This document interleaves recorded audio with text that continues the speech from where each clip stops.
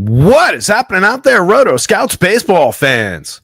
Good to see you, gang. Happy Friday. Made it to the end of another brutal week. Hopefully things went well. Hopefully it wasn't too brutal. HBO's got a little Sopranos marathon running today. These opening credits are running right now. I was tempted to just open the show with the opening theme song from The Sopranos. Would have been fun. Probably would have gotten a copyright notification from YouTube if I did that, though. Not allowed to do that sort of thing. I guess I could have claimed fair use somehow. I'm in New Jersey. I don't know. There's some kind of way about doing that. Anyway, big slate, late start, so no real time to dilly-dally. I'm just kind of waiting for a few people to trickle in. Looks like a couple people are here so far. Say hello in the chat when you arrive. Appreciate you. Hit the like button. Subscribe to the channel as we get started with things. And we're going to go through and talk very, very quickly. We're actually going to try and make some good time. Not only am I going to try and do this in 2 hours, I'm going to try and do this in under 2 hours, which would be absolutely record time for us for a 12-gamer. But that means I can't waste too much time. So I'm going to kind of dive on in. People who aren't here yet can catch up on the replay. They can catch up playing it at 2x. But we've got a loaded slate. We've got a fair amount of power showing on a day where a lot of those totals aren't particularly high. We do have two teams at 6+. Neither of them are playing at Coors Field, notably, but we've got the Dodgers going up against Jack Chanowitz. They're pulling a 6.11. And then we've got a Coors Light kind of scenario in Arizona when they've got that roof open. We've got the Rockies facing the Diamondbacks' excellent lineup. They're pulling a 6.20 that leads the slate. The Rockies side of that check down under 3 runs. We've got very low totals in a few spots, so some avoidable spots with some bad baseball teams. It's interleague play in a lot of spots. We've got a lot of rivalry matchups going, a lot of like regional rivals, like the Nationals and the Orioles going head-to-head. Subway Series in New York with the Mets and the Yanks. A little regional kind of rivalry between the Blue Jays and the Tigers, you could call it. Obviously, Florida in a big battle, KC and St. Louis, Houston and Texas. One of the weird ones that stands out is Atlanta and Boston for some reason. I just don't consider those two teams natural rivals. They're just kind of the two leftovers. Two very good teams that seem like they should have. I mean, obviously the Red Sox has the Yankees as a gigantic rival, but they can't do that in this setup. So it's just a weird little confluence that gets those two teams playing each other. Every other grouping on the board, Battle of the Bay down here, the two LA teams playing one another. Seattle and San Diego, you could argue it. That is kind of also left over, but that seems slightly less just extra than the Braves and Red Sox do for some reason. We've got a lot of fun games to go through here. Nats at the O's, a 9-run total there. Some pretty healthy offense on both sides in that one. We could definitely target some bats. But we do have Mackenzie Gore going for the Nationals. So the 4.76 implied total on the Orioles side does honestly feel a little bit high. And I do think you can get to some Mackenzie Gore shares. He's been very good this season. A lot of good strikeout stuff. That Orioles lineup has been up and down. Cade Povich going for the Orioles seems like the more targetable of the two to me. I like that Nationals lineup. So we're going to talk about some of those bats. We've got Tyler McGill going for the Mets up against the Yanks. Carlos Rodon on the mound for the Yankees. You can see the Yanks pulling a healthy mid-4 kind of a total. Mets down sub-4. Don't fully trust Rodon, but he's pitching fairly well this season. Struck out 10, but gave up 4 earned runs. That's a typical Carlos Rodon kind of an outing. So you could see that from the Mets. Never going to discount that Mets lineup too much. They're just too good. Yankee side, we can pull some power, but McGill is also pretty good. He's had a few bumps in the road over his last 3 starts with earned runs, but the strikeout stuff is there, and it could be very real against a free-swinging Yankees lineup. The Tigers and the Blue Jays. Love the upside for the Tigers today. One of the top-ranked teams overall, top 10. They're not like at the very top of the board in the aggregate fantasy totals, but one of the better, I think it was like 8th in Vegas, like 7th, 8th, 9th, somewhere in that territory as far as the fantasy ranking, the top of the board in the home run model, going up against Bowden Francis, who has just been inflating balls like a helium tank this year. Pitches have been traveling against Bowden Francis. He hasn't been striking anybody out. He's been flat bad. Had a 5-home run disaster against the Red Sox back at the end of April. Give up a home run in his last start to Seattle. Only 3 earned runs over 6 2/3. Struck out 5, was kind of okay. But he's been very, very targetable. And that Tigers lineup is just good. So I really like the upside there. Blue Jays playable against Taj Bradley. They'll pull a little bit of power upside that we'll spot as well around some of the obvious bats. That Braves Red Sox game. It is. Oh wait, did I skip over? I'm sorry. It's did I say Taj Bradley? I meant Jack Flaherty.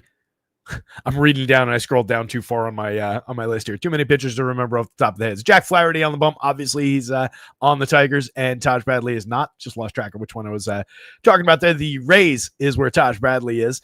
The Marlins, a couple of their key bats pulling a little bit of upside for power against Taj, but he can be very, very good when he's going right. He just hasn't been perfectly sharp yet. He had a couple decent games for earned runs, only 2 earned runs in each of his last 3 starts, but the strikeouts have been down a little bit. It'd be really interesting to see how he comes through this one against a very, very low-end Miami squad.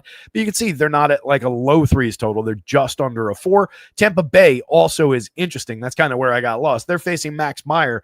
They're pulling a lot of power up at the top of their lineup against Max Meyer. 3 of their top-end hitters are above the magic number in the home run model. Max Meyer, also a pretty talented pitcher, though. Said a little bit of a skids with 5 earned runs in each of his last 3 outings, giving up some home runs in those outings. Strikeouts have taken a little bit of a dip for him as well. So I think it's a targetable spot with Rays bats, and we'll consider at least some Taj Bradley shares, but we're also going to look at some contrarian Marlins on the other side. Now that Braves and Red Sox game, 7.5 run total there, because that's a duel between Chris Sale and Garrett Crochet. So I don't know that we're going to bats on either side of that one. Pretty elite lefties on the mound, both teams at a sub 4. We've obviously got some appealing bats there. So as we always talk about, when we can get good teams and good lineups and good individual hitters at low ownership and contrarian situations, it does, throw up the radar, say, hey, let's look at that spot. But the other side of that coin is always if there's a gettable pitcher on the mound with those in those spots, or at least a somewhat gettable pitcher. These are 2 of the elite lefties in baseball. Really challenging spot for offense. Cardinals and the Royals. The Cards are going up against another really challenging lefty in Cole Ragans. We've got some excellent pitching on the mound today. The St. Louis has Andre Palante on the mound. He's checking the power down on the Kansas City side, but the sequencing should be in place. Everything that they're good at, their low strikeout, put the ball in play nature should come through. Mid-4s total, definitely targetable for bats there. And then Ragans on the mound should be able to suppress that mediocre St. Louis lineup. Lance McCullers has been a disaster in his return to the mound for Houston. I don't expect many innings. We'll see what the output looks like. 3 2/3 were actually pretty good in the first one, but he only struck out 4. He walked 3. He gave up 3 hits. So he kind of coasted through. His ERA was a 0, but his xFIP for that short outing was a 4.98. And then in his second start, he lasted 1/3 of an inning. He gave up 7 earned runs on 3 hits. He walked 3, did not strike anybody out, faced just 8 hitters, and was gone against the Reds. So hopefully we're hoping for a little bit better than that, but I wouldn't give him more than like 5 inning expectation. Probably not in play against a decent enough Texas lineup that's pulling a mid-4s total against. And then a spectacular righty option on the mound for Texas in Nathan Eovaldi. Just a little bit of a challenging lineup in Houston on the other side of that one, but they're nowhere near the team that they've been over the last few years. 3.43 implied total for them. I think we could easily play some Eovaldi. The Twins and the Brewers, it's Joe Ryan against Chad Patrick. Joe Ryan been pretty good over his last 3, 2 earned runs in the 3 starts, 7 innings, 6 innings, and 6 innings. Total of 26 strikeouts over those 3 outings. Been very good. Definitely playable against the Brewers. And then Chad Patrick on the mound checks in at a affordable price. He hasn't been bad. He's not high end for strikeouts, but he's not been bad for runs. It's a maybe you could get away with it as an SP2 kind of a spot. You can see the low sub 4 total for the Twins.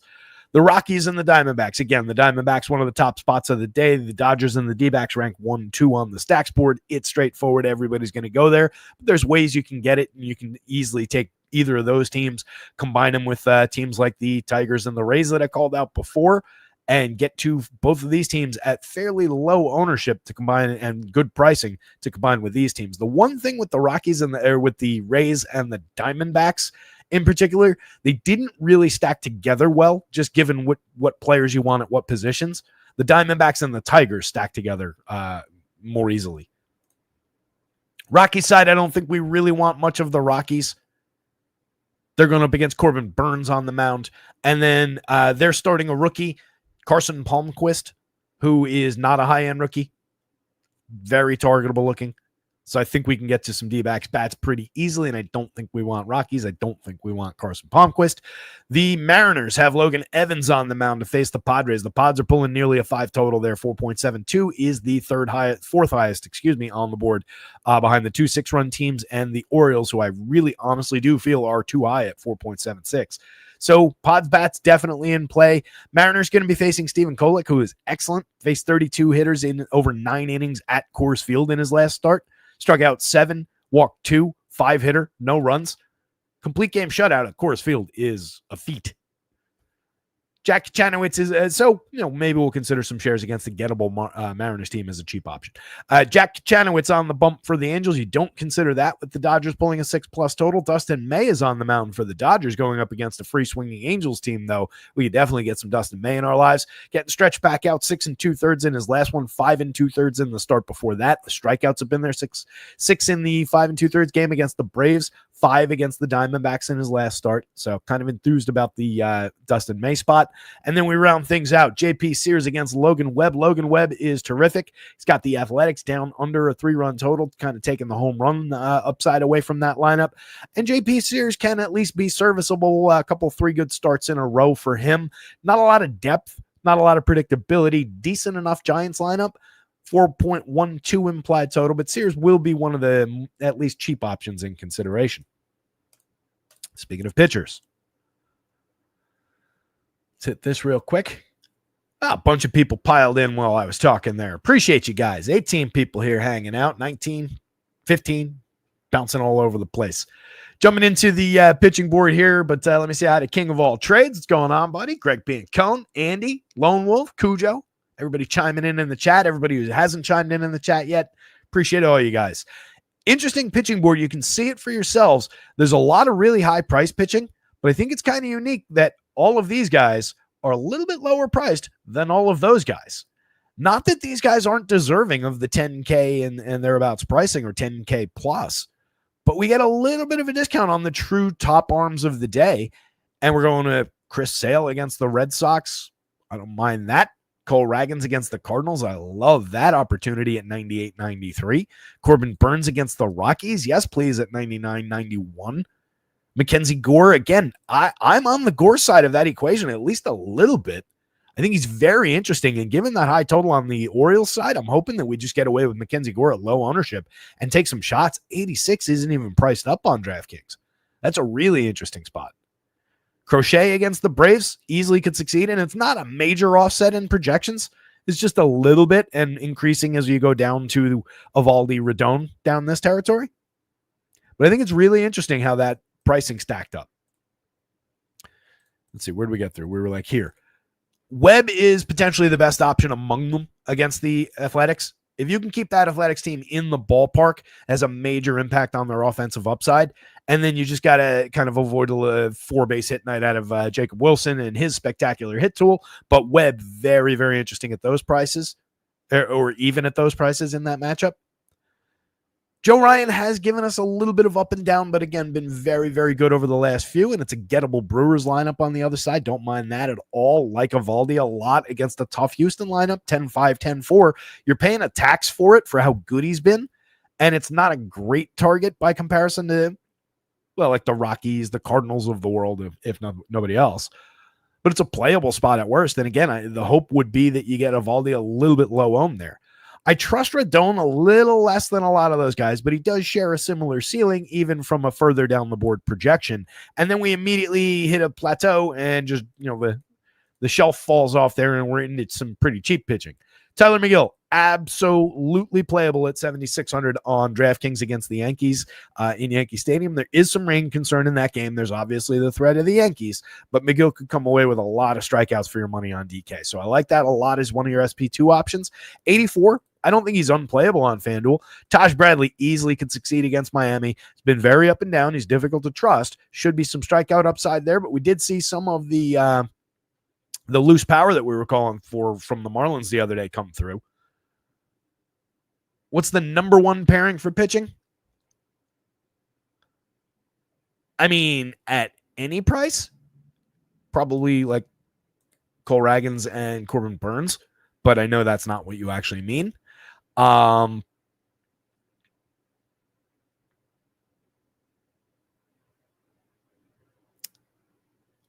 I do think I would probably,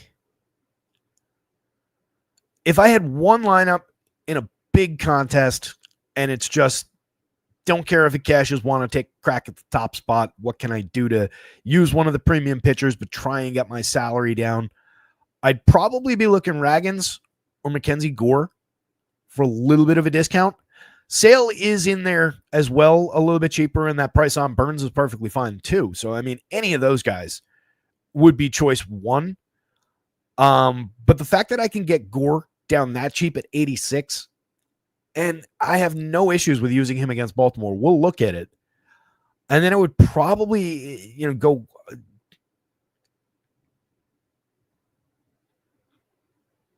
Man, there's so much to work with. I was going to say I would probably go like double high danger and just take the McGill spot at 76 because there's upside. But then I was immediately drawn to the next two guys in Taj Bradley against the Marlins is difficult to argue with at 7,000. And Dustin May at 72 might not draw the ownership the face in the Marlins would push toward Taj Bradley. So that makes him really interesting. I kind of like this. It's going to be way off the board, I think. But an $8,600 Mackenzie Gore against Baltimore and a $7,200 Dustin May against the Angels. Like our middle today is in the 30 plus, 15 plus range. That cut was up like here the other day. So there's a lot on the board. And it is honestly not crazy to just double discount and go like that. They'll have a ton of work to do to compete with the top of this board, but you're saving a whole lot of money. That isn't what I would do with the one lineup scenario that we're setting up here. But I think that could be on the board. A combination with Flaherty in that mix with the one of those guys could be on the board. Hell, Max Meyer at 82 could succeed against that Rays team, even though they're drawing a little bit of power upside. He's easily good enough to find some Ks and beat that team. So he'd be in this middle mix. Any two of these guys, honestly, can work well together as just a cheap two-man.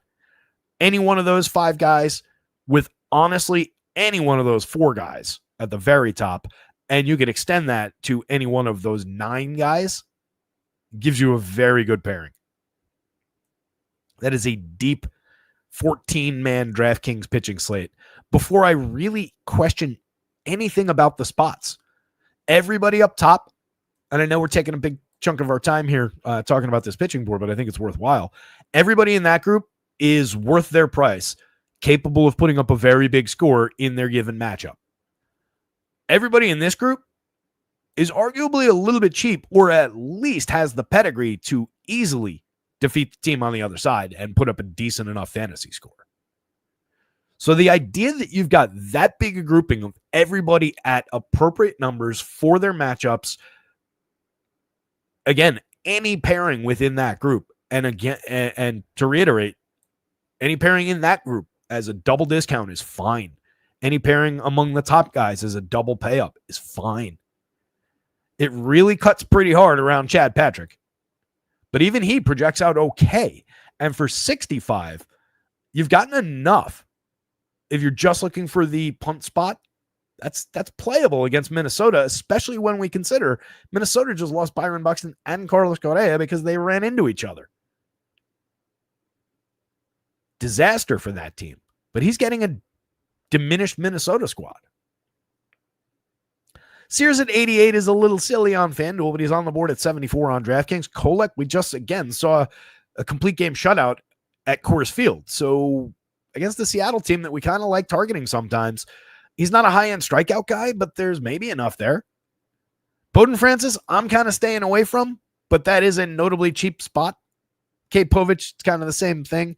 And then we're really, really thin down there. The one guy I would throw into the mix from down here, if we're just saying 7 clean innings for 6,300 and maybe a win bonus, but 3 to 4 strikeouts, it's Andre Palante. I just think that Casey gets him and sequences him. It's a bad matchup for that kind of a pitcher. But again, that pitching board from there to there is really, really deep. And it's the same on FanDuel. You can play any one of those guys as a standalone and top-end pitcher on FanDuel. They do have to make up some ground, given the projection gap, given the ceiling gap with some of these elite strikeout pitchers. There's a reason these guys are higher priced and considered aces, and these guys are just kind of in the mix. But that's why they're offset by price. So, I mean, there's a lot of back and forth on the pitching slate. Hopefully that gave you some kind of answer. Yeah, I agree, Lone Wolf. I think this is probably one of the better pitching slates we've had at least this season.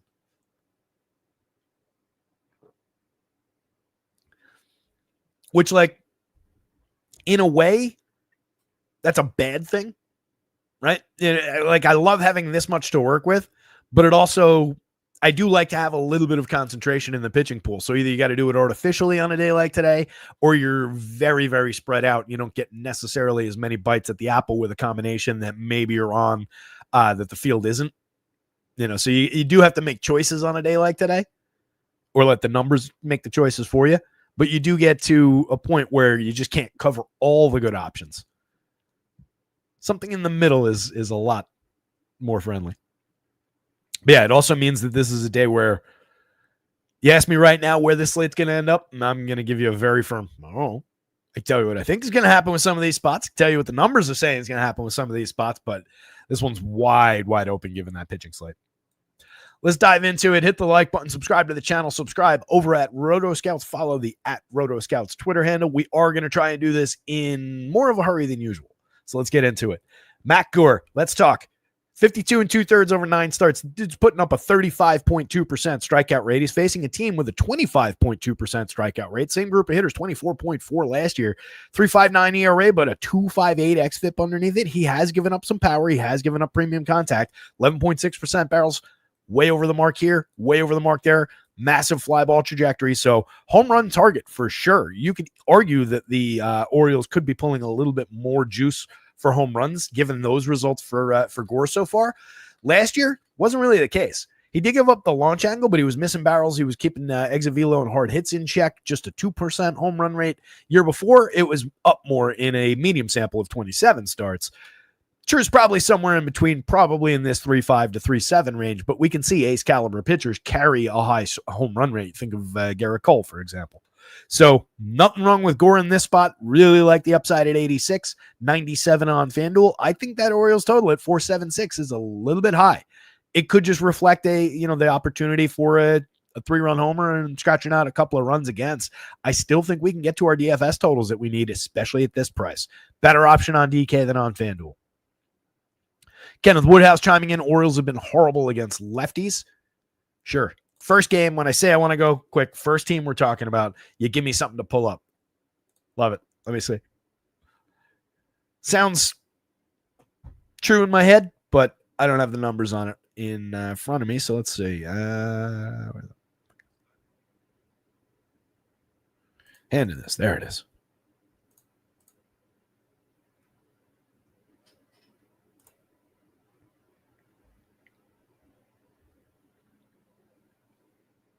Woo! Boy, have they.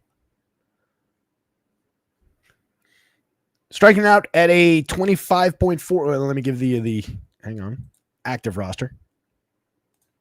It's an important distinction. All right.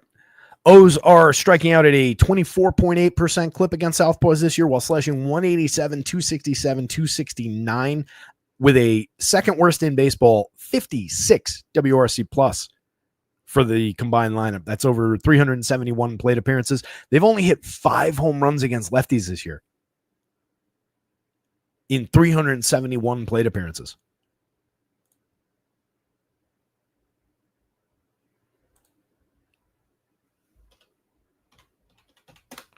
That's a 1.3% rate. That is not good, especially for a team that's got a fair amount of right-handed power in it. All that's in the model here, that's in the results, in the projections, is just more and more reason to support the idea that this total is a little high and maybe Mackenzie Gore a little bit under the radar today. I love the upside, 15+% swinging strikes. Everything we're seeing from him is pretty real. Kate Povich, I think, is a target for bats, striking out under 20%, walking 7.5%. This is okay as far as the walk rate, but you need to push that strikeout rate up. 4.36 ERA, xFIP under that ugly ERA is not disastrous, but you can see the stuff plus isn't there. He's giving up too many barrels, hard hits, exit velo all over the mark. 4.43% home runs in 7 starts. Target. Way too many guys on base. Target. Not enough swinging strikes. Throw some Nationals bats at him. I think it's a good enough lineup to get away with. They've seen some success over the last few years against left-handed pitching. It is a somewhat different lineup than what it's been. We just got the confirmed in. The hell are they? There they are.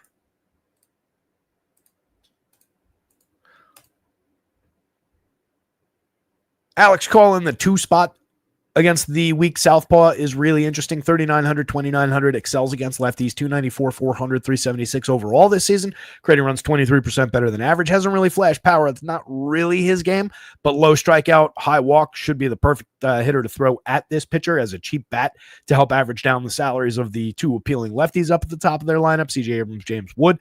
Just go with those players. No issues with them against this lefty. So I think there's plenty of upside there. Nathaniel Lowe, 4,000, 3,000. He's down to just 226, 305, 393, 7 home runs. It's been a slow month after a fairly good March and April. Player that we know pretty well. We're used to him getting on base, hitting for a little bit better average. The power tends to come and go. I think he's in play here at those cheap prices if you're going to this team, but he's less of a reason to go to this team at more of just a bolt-on part. Guy who's really interesting is going to definitely be sneaky even among people who go to the Nationals. Dylan Cruz. Grab one of the righties. Making great contact at a 13.5% barrel. He's hit 5 home runs. He's stolen 11 bases, a very solid 333 xWOBA to tell us that the numbers are coming up across the slash line.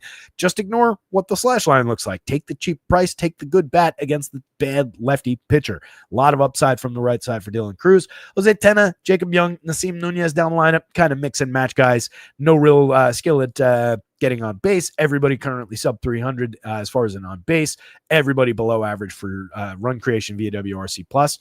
In the middle of the lineup, Keibert Ruiz, 3,600 on DraftKings. Super affordable. We've talked about this hitter a lot, or this catcher a lot, because he's always cheap on DK. He's always going to be a viable one-off option, especially against a pitcher like this, where you can just throw him in and look for a few base hits. If he comes up in a key situation where somebody's on base in front of him, so much the better. You get maybe a run creation event.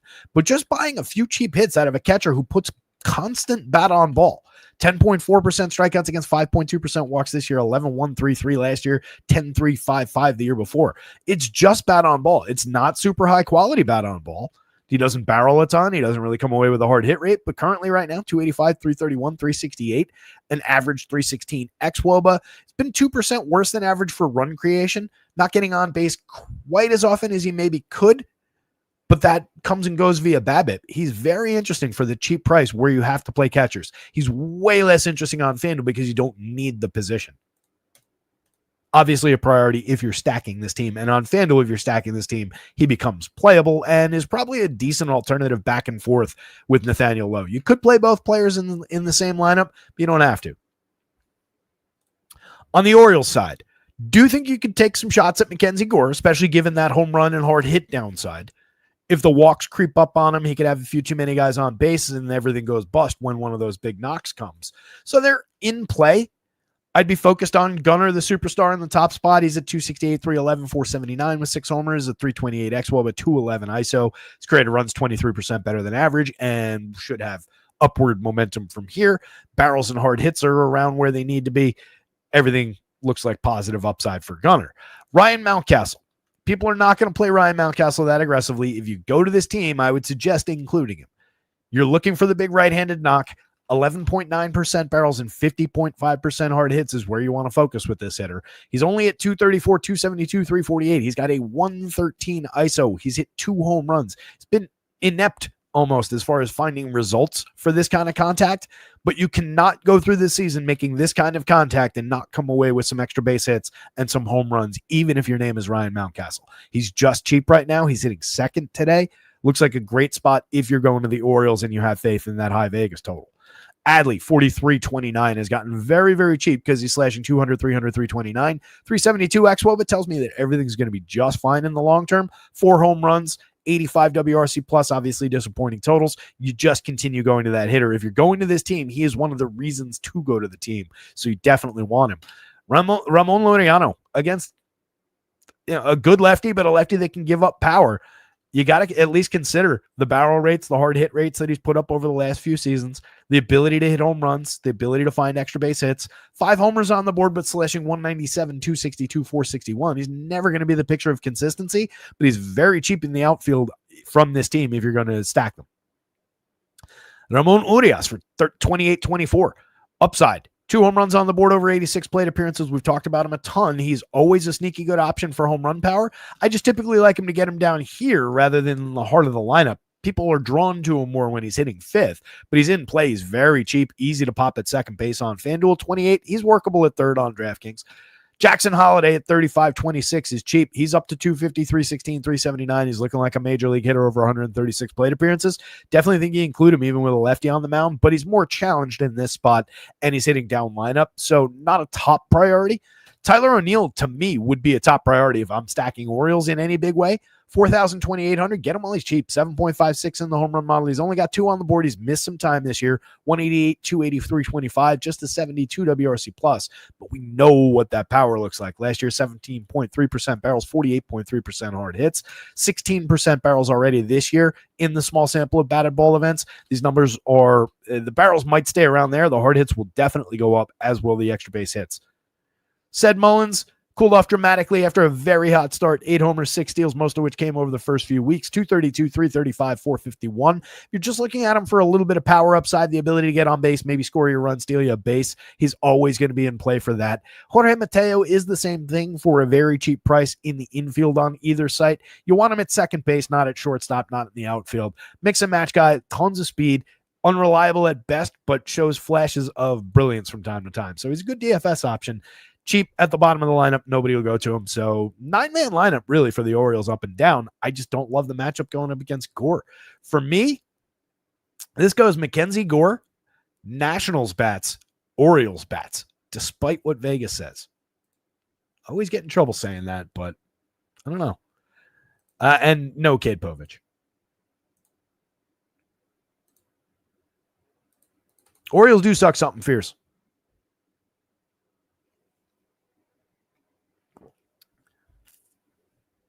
The Mets, the Yanks, Tyler McGill, 7,600, 8,400. You can see that strikeout rate just staring us in the face. 29.5%, over 40 and 2/3, 8 starts.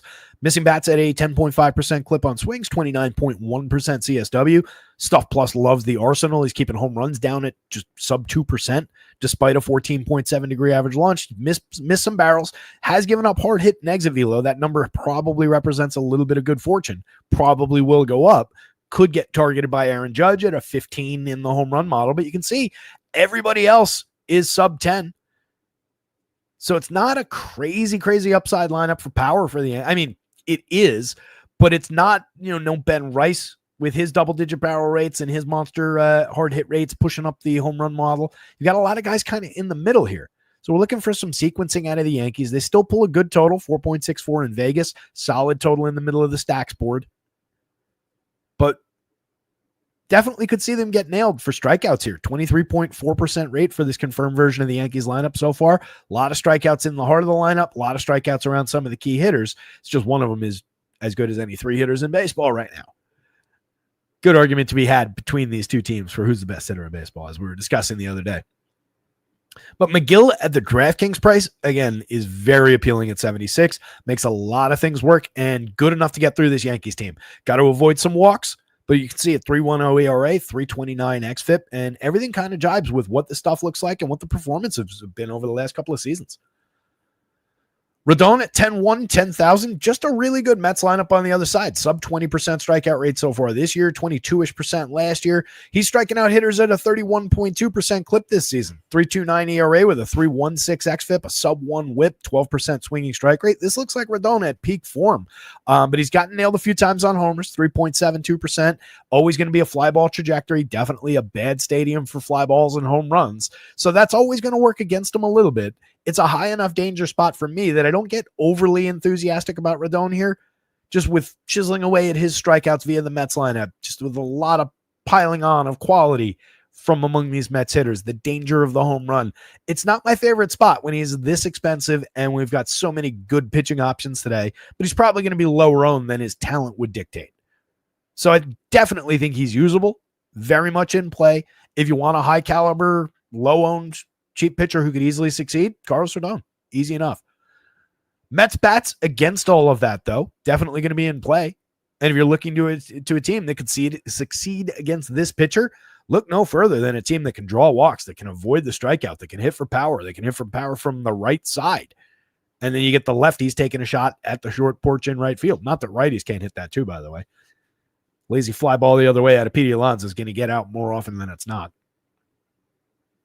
Lindor's a superstar at shortstop from the top spot, 9 homers, 6 steals, a 369 xWOBA, just under 300 on the front side of the slash line, 297, 364, 491, creating runs 41% better than average. Mets top end, very, very expensive, but you can average it down very quickly, starting in the 4 spot, as we've talked about a few times. So I won't do it to an extreme, but let's just take the example of the straight down the line top 5. That averages down to a $4,800 price, and I'm getting Alonso, Soto, and Lindor in that, and I'm getting 2 extremely capable bats in Vientos and Brandon Nimmo. Nimmo, don't really sweat the lefty, tons of power upside, especially in Yankee Stadium, 11.5% barrels, 54.2% hard hits.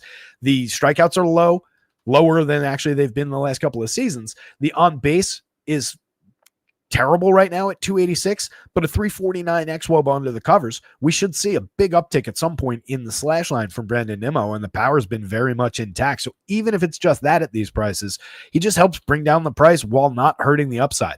Same thing with Vientos, especially against the lefty. His big right-handed power plays pretty well here, 9.92 in the home run model. He's only hit 5 this season, 314 xWOBA, hovering in a mediocre barrel rate. Pretty decent hard hit at 45 too, but it's a little bit down for him. It's that barrel rate being cut in half that's really sapped our upside so far. But that's just a matter of finding good contact on one swing. So I'm a buyer at 35. And then of course we're just obviously going to 2 of the best bats in baseball right now. 5,400 is too cheap for Juan Soto. So is 3,800. 8 home runs on the board, a 439 xWOBA. He's fine. Don't worry about 255 at the front end of that. It's nonsense. Barreling baseballs, hard hits galore. Pete Alonso, even more barrels, even more hard hits so far this year. 9 home runs, slashing 311, 421, and 584 over almost 200 plate appearances now. Pete Alonso is just in peak form. Starling Marte's playable, 33-26. You just need him to get on base at a little bit better of a clip and then utilize his physical tools, even if that's all he is and he's not hitting home runs. If we could just convert him into a little bit more of exploiting this low strikeout, finding some BABIP, putting the ball in play and capitalizing on it, we'd have a better option on our hands. The 333 xWOBA tells us that is realistic and it's here. It's just a little bit difficult to see right now. But it's a player we've gotten 15, 20 stolen bases out of, 15, 20 home runs out of in the past. There's always upside at these cheap prices. Francisco Alvarez is another cheap, interesting catcher at 33 where you need the position, and he's in play on FanDuel at 29, 7.67 in the home run model. Big right-handed power bat, 283, 57, 360 with a 261 xWOBA. The xWOBA tells us that the average is probably going to come down. The on base is probably going to come down because that's not his game, but the power should come roaring back. We'll see what happens there, but definitely interested at those prices. Luis Angel, on base, stolen bases, upside for run creation, correlated scoring. And then Tyrone Taylor's always in the mix against the lefty. Cheap home run that's nobody's going to own down the bottom of the lineup for 31-24. Hasn't done much this season, but you can always throw that dart if you're stacking Mets. Yankees. Trent Grisham. 12 home runs on the board, 283, 367, 628 with a 345 ISO, a 419 xWOBA, and I still don't really believe in any of it. I've just seen too much of this hitter to buy this 128 plate appearances. I think the next 300 are going to be major disappointments for a lot of Yankee fans. Right now, at 51, at 33, I'm not that interested. I'm mostly interested because he's hitting leadoff ahead of Aaron Judge, Cody Bellinger, Paul Goldschmidt. You can get there. Everything about the numbers suggests that you can easily go here and that you're not making a mistake when you do. I just find it difficult to really fully buy in. The barrels and the hard hits are not they're way, way up, but they're not crazy compared to numbers he's put up in the past. Strikeouts being as far down as they are, I'm not sure I'm completely buying. I don't think he maintains the 283, 367. Obviously not the 628, the home run pace. But But he's been very good. I just have a hard time paying that price for him. I think he loses his value as the second most expensive hitter on the Yankees, third most on FanDuel. Aaron Judge is Aaron Judge. You just put him in your lineups. You can use him as a one-off. You can use him in any situation. 15 home runs, 412, 497, 782. These numbers are silly, but they're real. Cody Bellinger, 4,800, 3,000. 5 home runs on the board. At least we're getting 10.5% barrels, 42.1% hard hits out of Bellinger. It's been challenging so far, but there is at least upward momentum still. 48 is a little bit expensive for him, though. 3,000 is more reasonable on the FanDuel slate. At least you get him hitting third. Goldie, 47-34 has been terrific. 5 home runs on the board. A 160 ISO could come up a little bit, especially on a 371 xwOBA. 9.7% barrels. But again, as I've said a few times, even if he's just low strikeout, hitting for average, getting on base, setting the table, it makes him an interesting bat. Jason Dominguez has been surging, by the way. 5 home runs, 240, 329, 432.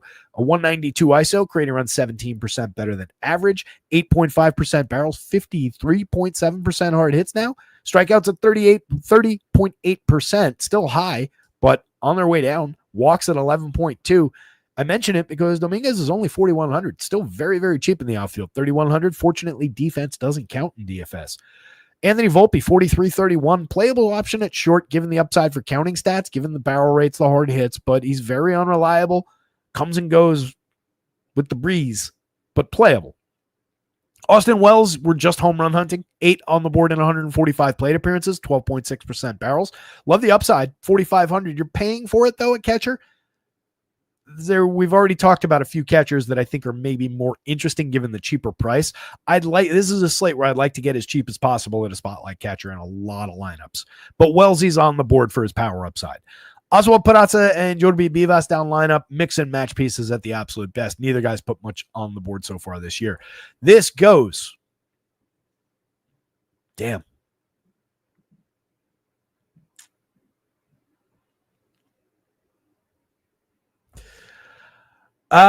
Four corner game for sure. Yankees. Nah, I don't want to do that. Tyler McGill and Carlos Rodon tied at the top, followed by the Yankees bats, followed by the Mets bats.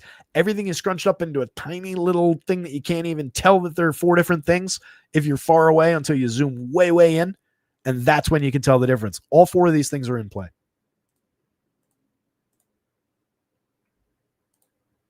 I'm not talking nearly fast enough to make the pace that I was thinking.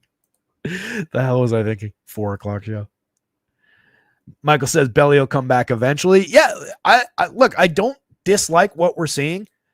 It was a shaky start, but given the contact and given that it's up from the last 2 years, as long as it's coming without completely chasing and completely selling out, and that's where my concern comes in, the uptick by 5 percentage points in strikeout and the downturn in average on base, those kind of skills. That's indicated also by the xwOBA there. If we're missing more and he's just kind of selling out, try and hit for power and find those barrels, I like it less than if that had just been kind of an uptick that was not necessarily buried under some changes like that.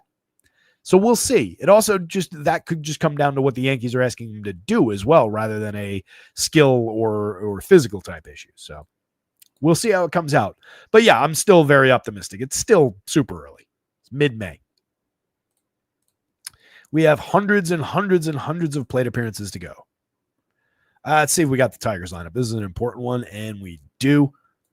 Looks pretty much exactly the same as what we've got, which is good. Love the upside for Detroit here. Talked about it at the beginning of the show. Feel like they're under-owned. Monster home run numbers. 5 guys above the magic number. Another 3 in the 8s. The lowest home run number is Zach McKinstry at 7.87. Are some of those pressed up a little bit artificially high because Bowden Francis has been a complete disaster for home runs in his 8 starts this year? He had that 5 home run meltdown. He's given up a bunch across the board, gave up a bunch last year. Yeah, but that's kind of the measure of the man right now. That is who Bowden Francis is right now. So it's challenging. He's given up a 12% barrel rate to opposing hitters so far on a 20-degree average launch. It's just going to equal home runs. 50.4% hard hits, 91.1 miles an hour of exit velo, resulting in a very Real 6.82% home run rate against. Usually 4 is our alarm bell. 6.82 in this small sample. He was 4+ last year. 4.17. And that includes the good stretch that he went on to end the season. Very, very gettable for home runs.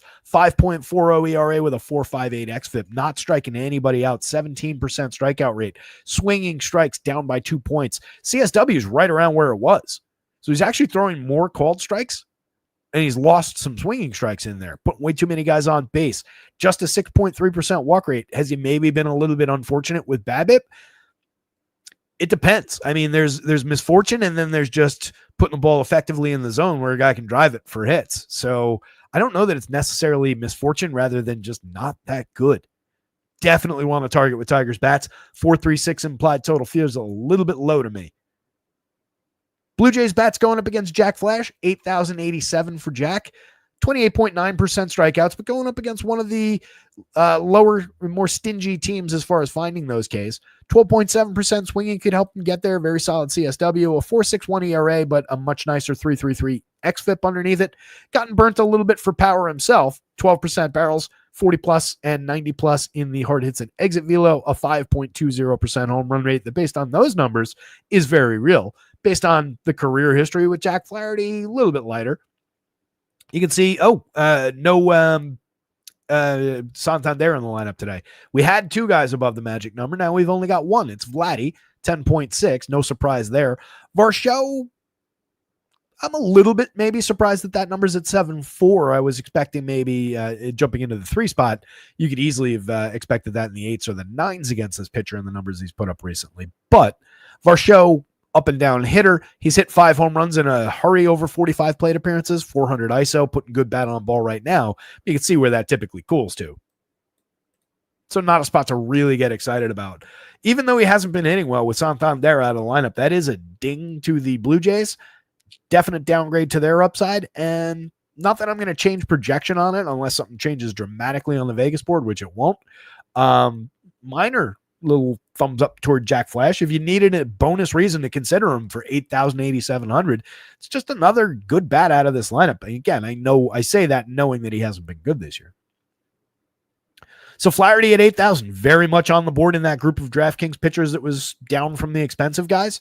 Easy to use as an SP2, easy to use, honestly, as an SP1 in cheap pairings. 87 on FanDuel, viable, especially with the upside that this team should give him for a win bonus here. Really like it. Kerry Carpenter off the top of the Tigers lineup with a 13.7. I was really torn between making which one of these Tigers I was going to make the home run pick of the day.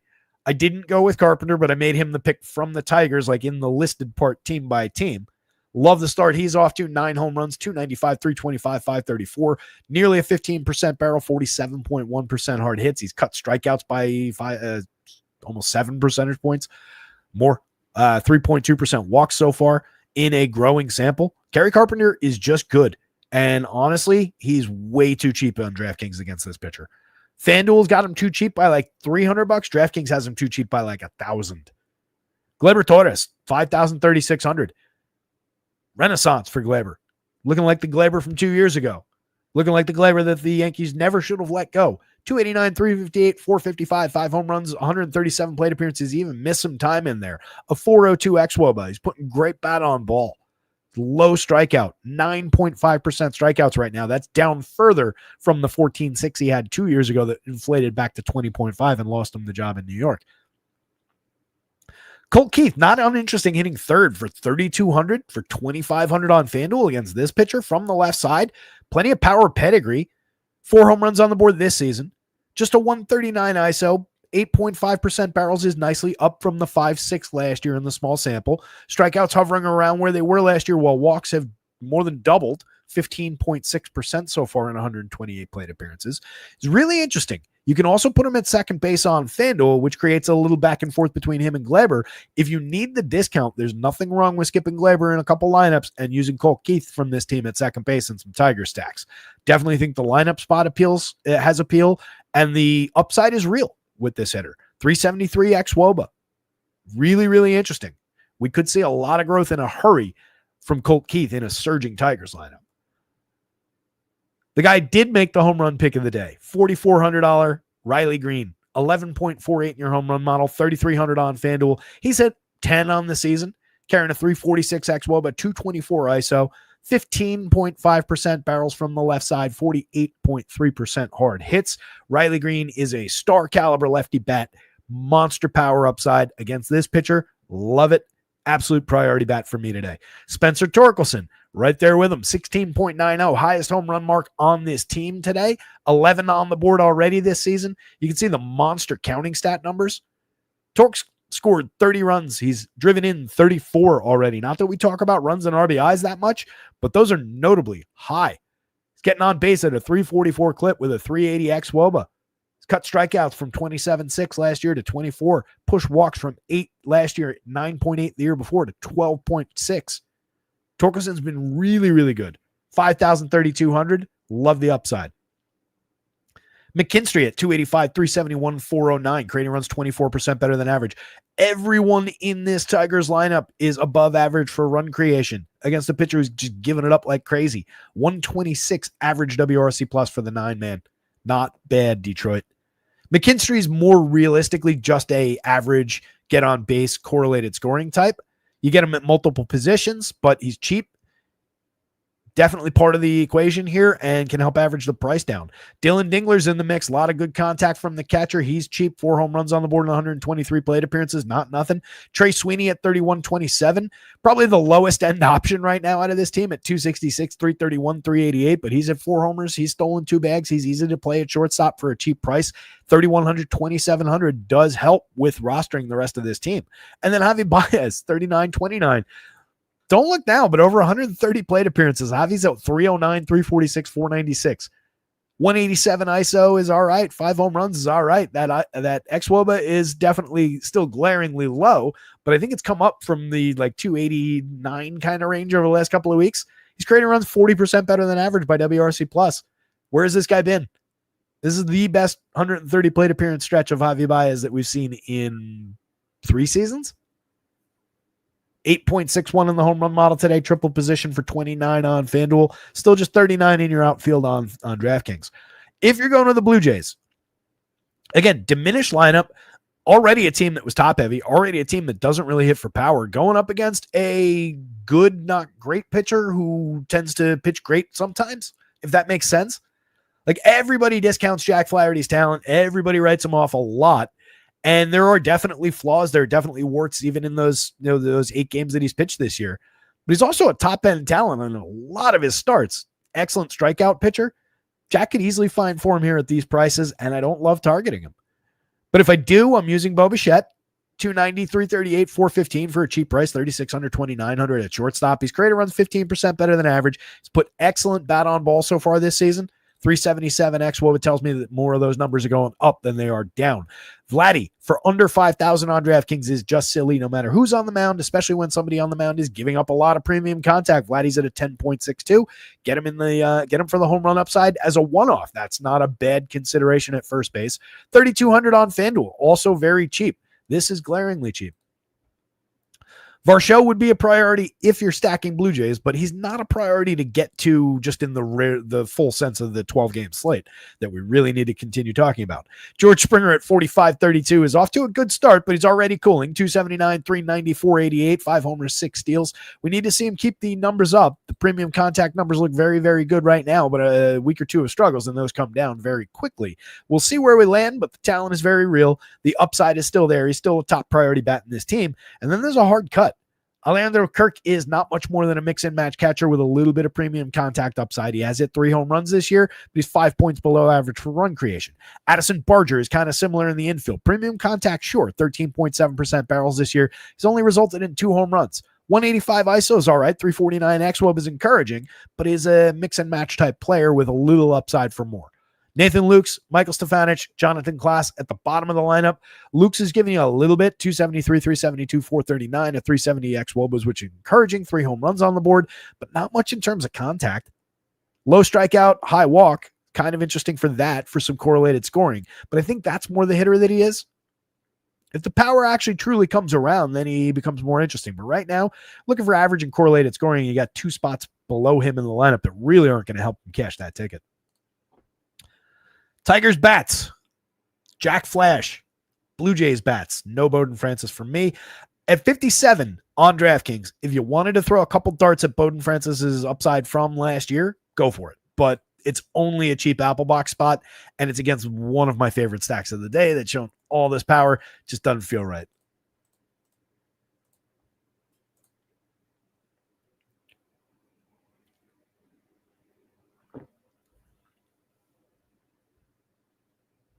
Kind of without saying Jack Flash's fastball has been getting hammered. Yeah, I think we looked at that, didn't we? Like 3 weeks ago, I feel like we pulled up Flaherty's arsenal and we were looking at the X slug and all of that per pitch. And look, yeah, aging pitcher. It's gonna, what is he, 38 now, something like that. Jack Flaherty's only 29. I had Jack Flaherty like 9 years older than he is. How the hell is Jack Flaherty only 29? He's been around forever.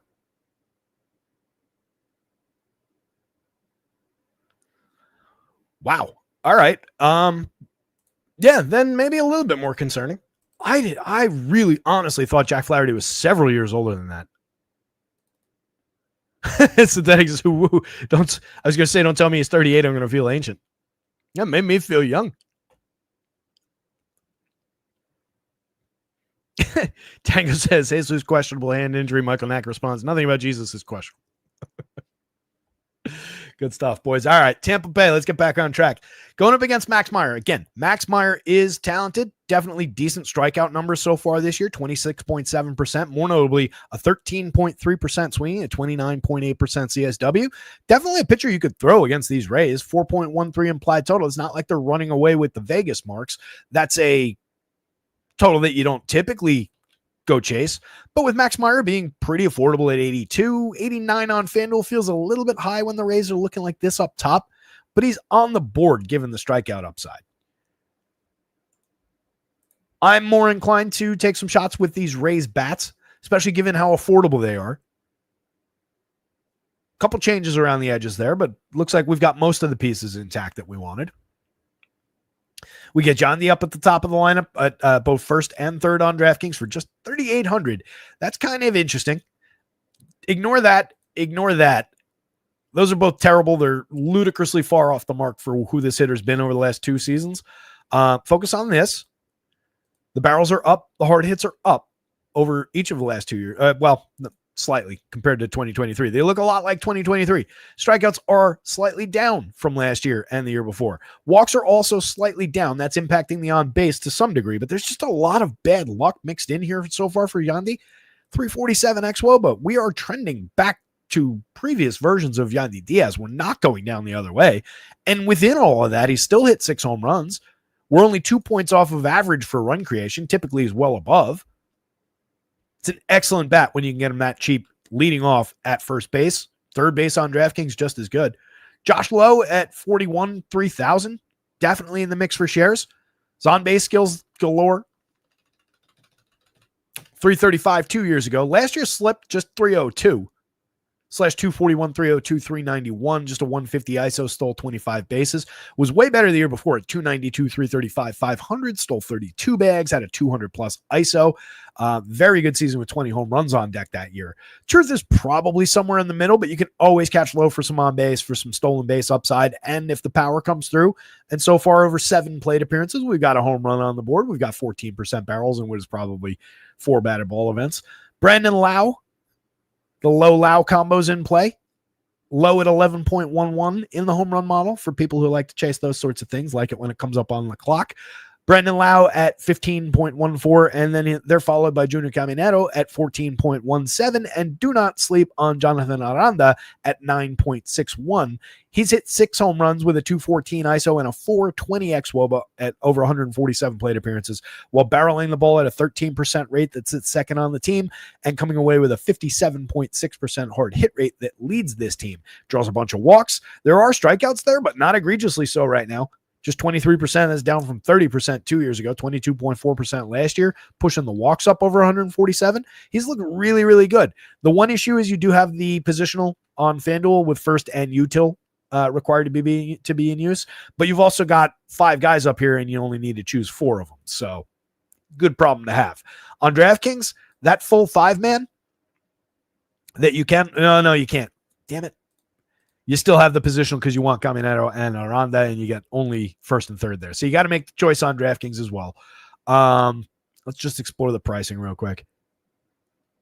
I don't hate the idea of using Chandler Simpson out of the bottom as a table setter. And then, much as it pains me at 3,800, would probably be best to do that and go sub 4,000 a man or right at 4,039.20 a man. Get Chandler Simpson and his hit tool and speed as the secondary leadoff option going around again on top of that 4-man. But you could easily, I don't love taking Caminero out of it. If you take out the most expensive bat in Junior Caminero and pop Yandy Diaz into that, now it's at 38.20, so you're saving $100 a man, technically a little bit more. A lot of ways to put that Rays group together. Cameron Misner is in play for a little bit of correlated scoring from the left side, a little bit of bat on ball maybe, but there's a lot of strikeouts there. Jose Caballero strikes out way too much for what he does at the plate, which is typically just hit for average and get on base and steal some bags, but he's in play for those things, a little bit of correlated scoring. And then you do have a min-price catcher to work with in Ben Rortvedt. He is not a bat whatsoever, but he's at the dead min. So, I mean, if you just need to make a spot super cheap because it helps you reach, let's say, like Chris Sale with your 5-man Rays, there's not that big a difference between going with Ben Rortvedt and hoping for a base hit and going with Chandler Simpson and hoping for a base hit and a stolen base. It's not crazy. If you wanted to go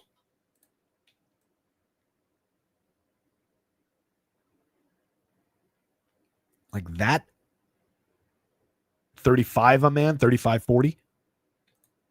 If you used Aranda instead, you're exactly 35 a man now. And you get Yandy, both lows, or low and low, Aranda and Ben Rortvedt. Rortvedt, again, that is just about that cheap price. It's essentially a zero, and you just chase the upside that, getting from pitcher X to Chris Sale or whoever could get you.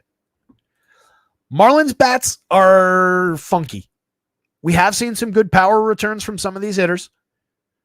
We cashed 3 solo home runs in this game the other day with Stowers and, Sanchez and Agustin Ramirez, I want to say.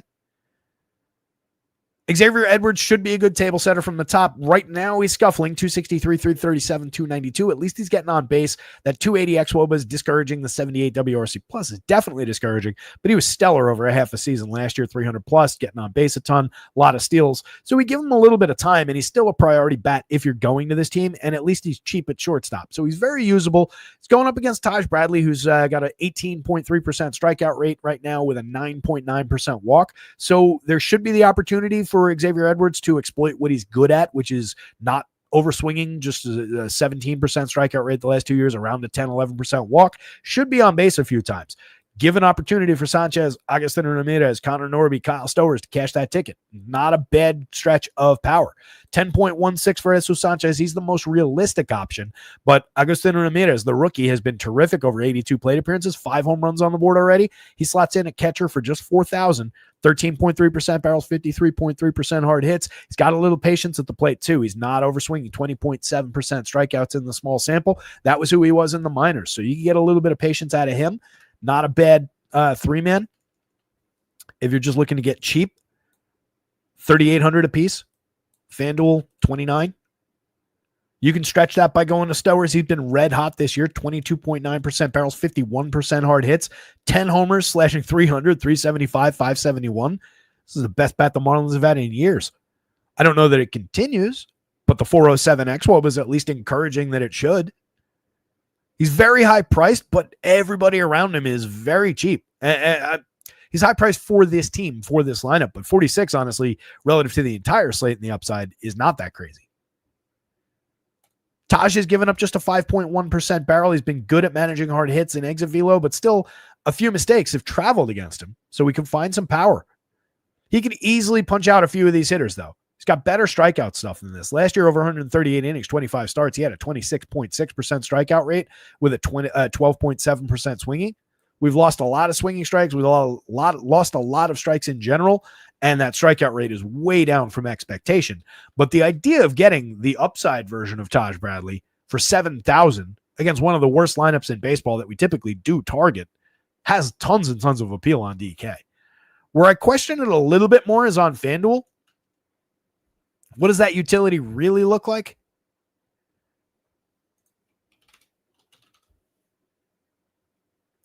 Last time out, 6 innings, just 2 earned runs, 5 strikeouts. The time before that, 5 1/3 against the Yanks, just 2 earned runs, 1 strikeout, 3 walks. 2 strikeouts over 7 innings against the Royals in the start before that. But again, only 2 earned runs. 3 earned runs over 6 against Arizona, 3 strikeouts. Is it just a stretch of brutal matchups that have kept him down? The game against the Brewers wasn't bad. We bounced back to 5 strikeouts. The games before that, the Yankees are low strikeout, but on the wrong day, that doesn't necessarily come through. One of those 2 starts against the Yanks, they put up 6 runs. He was gone after 5 1/3. He struck out 3. He walked 4. Yanks were patient that day. The Diamondbacks and the Royals are both fairly low strikeout. Against the Braves, the Rangers, and the Rockies at the beginning of the season, 3 straight starts with 7 strikeouts apiece. Gave up 2 home runs and 4 earned to the Rangers in that one, but wasn't bad in the other 2. So there's probably more upside than Taj is necessarily showing right now. And again, you get one of the best targets in baseball for him. So I'm enthusiastic about it over here. I would hope at least that it would be lower owned than it ought to be at 85. That's a little bit higher than I want to pay. Continuing down the bottom of the lineup, Eric Wagman would probably be my last true option down there. He's at 3 home runs, 323 xWOBA says that maybe some of the numbers come up in the slash line. 44.1% hard hit while being pretty low strikeout at 18.1. Then you get Ronnie Simon, Graham Pauley, who hasn't done much over 74 plate appearances, and Derek Hill, who is at least capable of putting good bat on ball, but really hasn't seen much. 2 home runs on the board, 4 steals, but a lousy slash line. Mix and match Marlins. Rays bats, Taj Bradley, Max Meyer, and then maybe a couple Marlins darts around the edges for cheap. Just to keep Taj honest. Best pitching matchup on the slate. Garrett Crochet against Chris Sale. Chris Sale at 8,900, I am interested. 9,600, I am interested. 30.2% strikeouts. A 3.97 ERA, that's a little bit bumpy, but a 3.14 xFIP looks right around where it ought to. 1.41 whip is a little bit high, a little bit of misfortune on BABIP baked into that, given the 6.1% walk, so that should come down. 14.3% swinging strikes, 31.3% CSW. The ability to dominate a lineup that is very, very good, but does have a lot of strikeouts, and typically is not as good against lefties. 23.8% strikeout rate overall for this Red Sox lineup. You do get the deadly against lefties Rob Refsnyder in the cleanup role today at a cheap price, 37 on DraftKings, 26 on FanDuel, over 43 plate appearances, mostly against Southpaws, 308, 326, 538. He's carrying a 231 ISO. He's hit 2 home runs, 2 steals, 366 xWOBA, 14.3% barrels, and 57.1% hard hits. But he's also a strikeout target, 30.2% this year, 25.4 last year. Not really drawing his walks so far this year in the small sample. He is typically better for walks, but Sale doesn't really lose that many via the walk. I'm on Chris Sale's side of that equation. Jarren Duran and Rafi Devers capable of succeeding against anybody, even Chris Sale.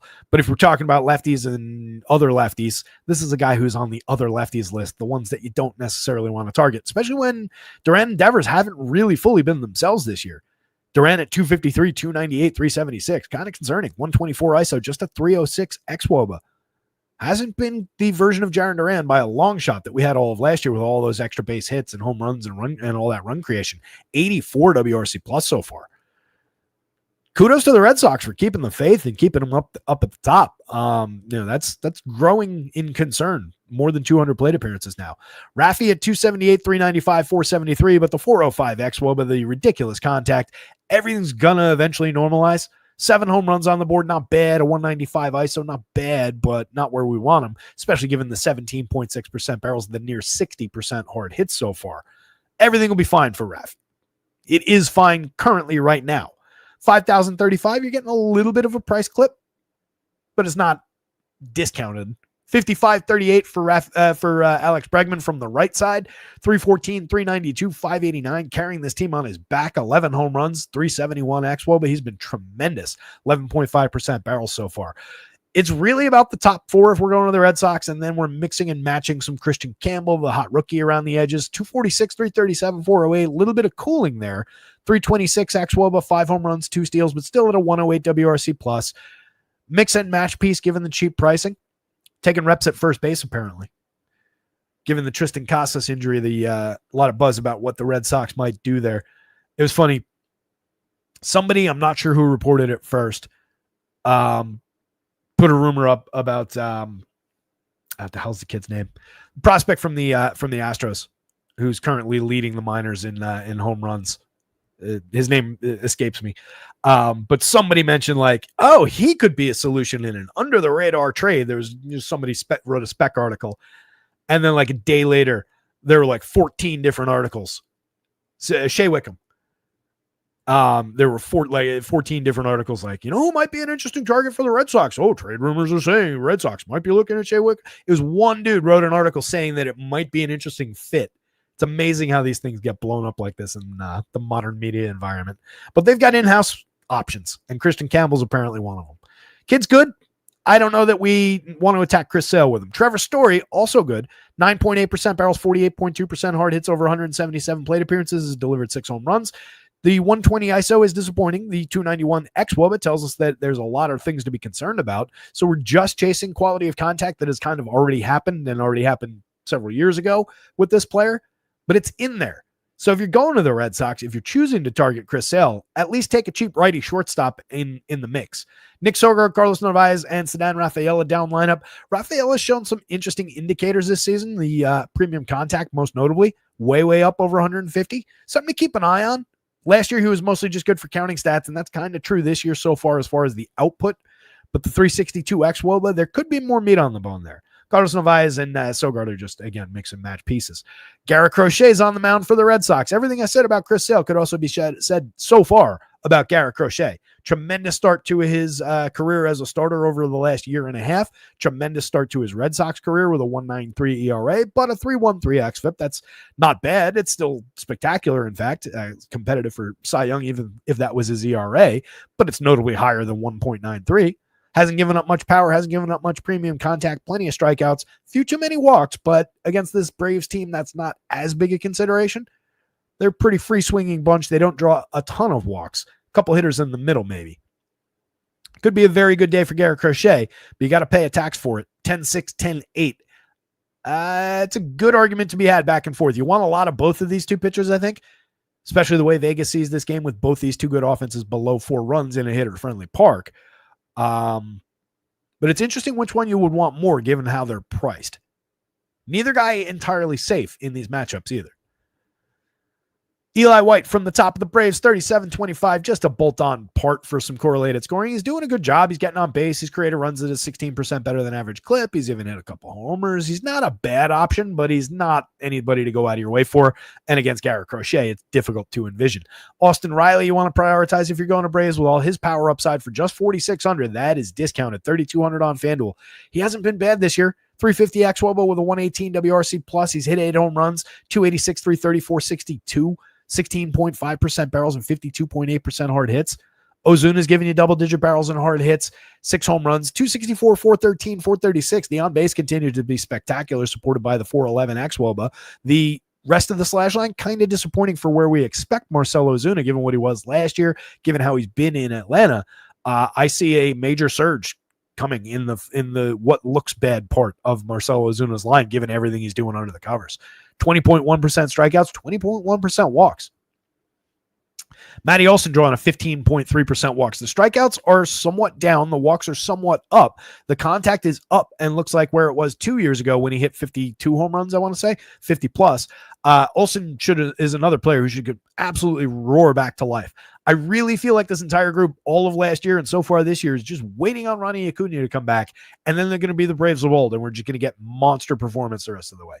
Could be wrong, but it sure looks like that to me. 7 home runs and 109 from Sean Murphy. Speaking of monster performances, a 334 xWOBA, 13.6% barrels to support the power upside. A lot of strikeouts, but decent walk rates. Murphy's a very good option for your DFS catcher. Ozzie Albies at second base. Michael Harris in the outfield. Two massive underperformers. These are two of the biggest culprits in this lineup for who needs to have a big turnaround as far as their performance. At least they're low strikeout, 15.8, 17.6. A lot of balls in play from two hitters who typically are putting the ball in play at higher quality than they have been so far this year. I expect more from those two. Stuart Fairchild in the mix for a little bit, 27 ignorable plate appearances so far. We've seen a few home runs from him over the last couple seasons. Nobody to get excited about, though. Nick Allen's just a defender. I'm going to say, given price and projection, Chris Sale, followed by Garrett Crochet. You could easily do that the other way around. With that, though, I'll say Braves bats, then Red Sox bats, then Braves bats. It's really a pitching game.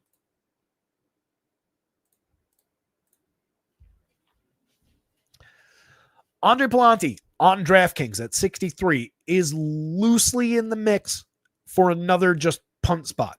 Just the Apple box buys you something else. You hope for 7 innings. You hope for a win. You need the win, honestly. Because what you're not getting out of Palante is strikeouts, 15.1% against an 8.6% walk. Anything he finds, he kind of gives back. 4.36 ERA, but a 3.72 xFIP is noteworthy under that. Doesn't induce many swinging strikes, but that's not a terrible swinging strike rate for a guy who doesn't actually punch hitters out. So he can miss a bat every now and again if he needs to. 23.9% CSW tells you the rest of that story, though. Terrible CSW. What he's spectacular at is keeping launch angle down. Negative 1.3 this year. 3.78% home runs is a little bit of bad luck and happenstance in there. You can also see that in the 7.8% barrels. Last year on a 1.1 degree average launch, that was a 3.3% barrel rate and a 1.57% home run. So a little bit of misfortune. That's what's pushed the ERA and the home runs up a little. It could continue to happen to him against the Royals here. There's enough home run upside, but you can see how he cuts in the long-term sense. Everybody except for Bobby Witt further than halfway to the magic number. And Witt himself at just 5.89. What these Royals do really well, though, is avoid strikeouts and put balls in play. So, as I said at the beginning, against a pitcher like this is an unideal opponent. You'd like to find Andre Palante against like a Yankees, like a home run hitting team with some strikeout on deck for him. This team's not really either of those things. There's a lot of good on-base skills. There's some underperformers like Vinny at 269, Sal at just 260. But even with that, there's a lot of good on-base options here. So I don't love targeting the Royals with Palante, but if you're looking in the mix of just guys under 6,500 today that could give you 7 decent innings and maybe a shot at a win, that would be where he mixes in. I don't think he's got a great shot at the win, considering the Cardinals are facing Cole Ragans, who's spectacular. 38% strikeout rate over 40 2/3, 8 starts this season. 4.20 ERA that we just don't care about. 2.21 xFIP is the real number. That's spectacular. 15.6% swinging strikes, a 32% CSW. Cole Ragans has been one of the best pitchers in baseball this season, despite that 4.20 ERA. That number just does not matter. Get ERA out of your heads if they're in there at all. 11 strikeouts, 2 starts ago against the White Sox. Just 8 strikeouts and gave up 4 earned runs on 7 hits over just 5 innings to the Red Sox. Just 5 in the last 2, just 3 in the start before that, just 4 in the start before that because of some earned runs, some high pitch counts. You run into some trouble, you can come out of a game early. I'm not concerned. I love the upside for Cole Ragans to breeze through this Cardinals lineup and reclaim his success, carve that ERA down a little bit to match that xFIP. Cards bats. Not that in play. Sub 4 total. Don't love Lars Nootbaar at the top spot against the lefty, but he's one of the more compelling bats in this lineup. 7 home runs, 4 steals, a 3.78 xWOBA suggests that there's more to come over the next 200 and so plate appearances. 129 WRC plus, been very good. Mason Wynn from the right side at 34, 3,000 is a consideration at shortstop, but that's not the ideal way to fill short. 5 home runs in 132 plate appearances, been decent. 184 ISO, 325 xWOBA with a 137 WRC plus. He's been creating runs, but he strikes out a lot at a 24.2% clip. Could be a little bit of a target there. That wasn't the case the last 2 seasons. So it'll be interesting to see where that number goes, if it's a little trade-off for the power uptick that we've seen this year, but I don't love it against Cole Ragans' ability to find those punch-outs. Brendan Donovan is a mix-and-match utility type guy. 313, 376, 448 this year, and we're very proud of him, but he's not a reason to go to the Cards against one of the best lefties in baseball, and he hits from the left side. I'm realizing this is probably confirmed by now. Fortunately, those are the 3 hitters at the top. Nolan Arenado and his broken swing. Don't love that. In this next spot, 253, 335, 396. He's at least getting on base, but there's no encouragement for power. 4 home runs that came early, and then it just kind of dissipated again, and we're right back where we were last year when we were just calling this a broken swing all last year. What he doesn't do is strike out that much, but Raggins could find a few. He's drawn decent walk rates. It's keeping him alive via on base. Just a 104 WRC plus for a guy who was formerly one of the best hitters in baseball. Wilson Contreras at 38-32, still no catcher eligibility on DK, still meaningless catcher eligibility on FanDuel. 6 home runs on the board, 344 on base with a 371 xWOBA to suggest that we're going to trend back up in some of the slash line. 115 WRC plus, putting Goodwood on ball, 11.2% barrels, 45.7% hard hits. Always in play, just less valuable at first base. There's a lot of first basemen that do that and more. Ivan Herrera, 19.4% barrels, 48.4% hard hits. Kind of interesting over 46 plate appearances, 5 home runs already. It's a very, very small sample, a little flash in the pan, but the kid's always been highly regarded for his bat and his skills behind the plate. He's in play if you're going to the Cards, but again, not a reason to attack Cole Raggins, and he's 4,700 on DraftKings where you would need him. So there's no real price appeal.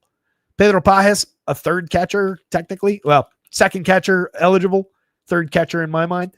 3,200, 2,400 mix and match piece at best. Jordan Walker has not been good at all this year. 184, 254, 248. Kind of disappointing for somebody who was on his side coming into the year. The one thing you're clinging to is the 43% hard hit rate, but everything's been bad. 30+% strikeouts. He's a target for Raggins today. Victor Scott, you're looking for balls in play and stolen bases. So far has been good at that. He's creating runs, but a 292 xWOBA, we're probably going to see some cooling. He is not that good. If you go to the Royals, it's our usual top end. Top 5, 6 of this team is always in play, and then 7, 8, 9 just gets very mixy-matchy. Over 105 plate appearances from the bottom of the lineup. Drew Waters has been kind of interesting. Kyle Isbell's got 3 home runs on the board. That's what I mean when I say mix and match. Everybody below average for run creation, no real premium contact, strikeout, the ability to lose them to strikeouts. The premium bats are up this way.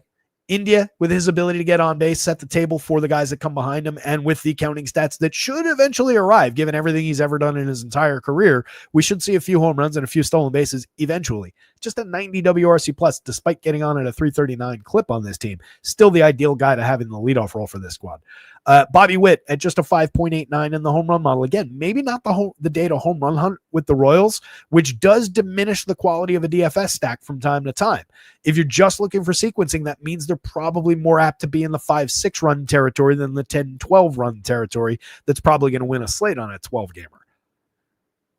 But if you're chasing them, you absolutely prioritize Bobby Witt. You also prioritize Vinny Pasquantino, considering he's only 3,200, 2,800. We know what the skill set looks like. We know what the premium contact has been even this year.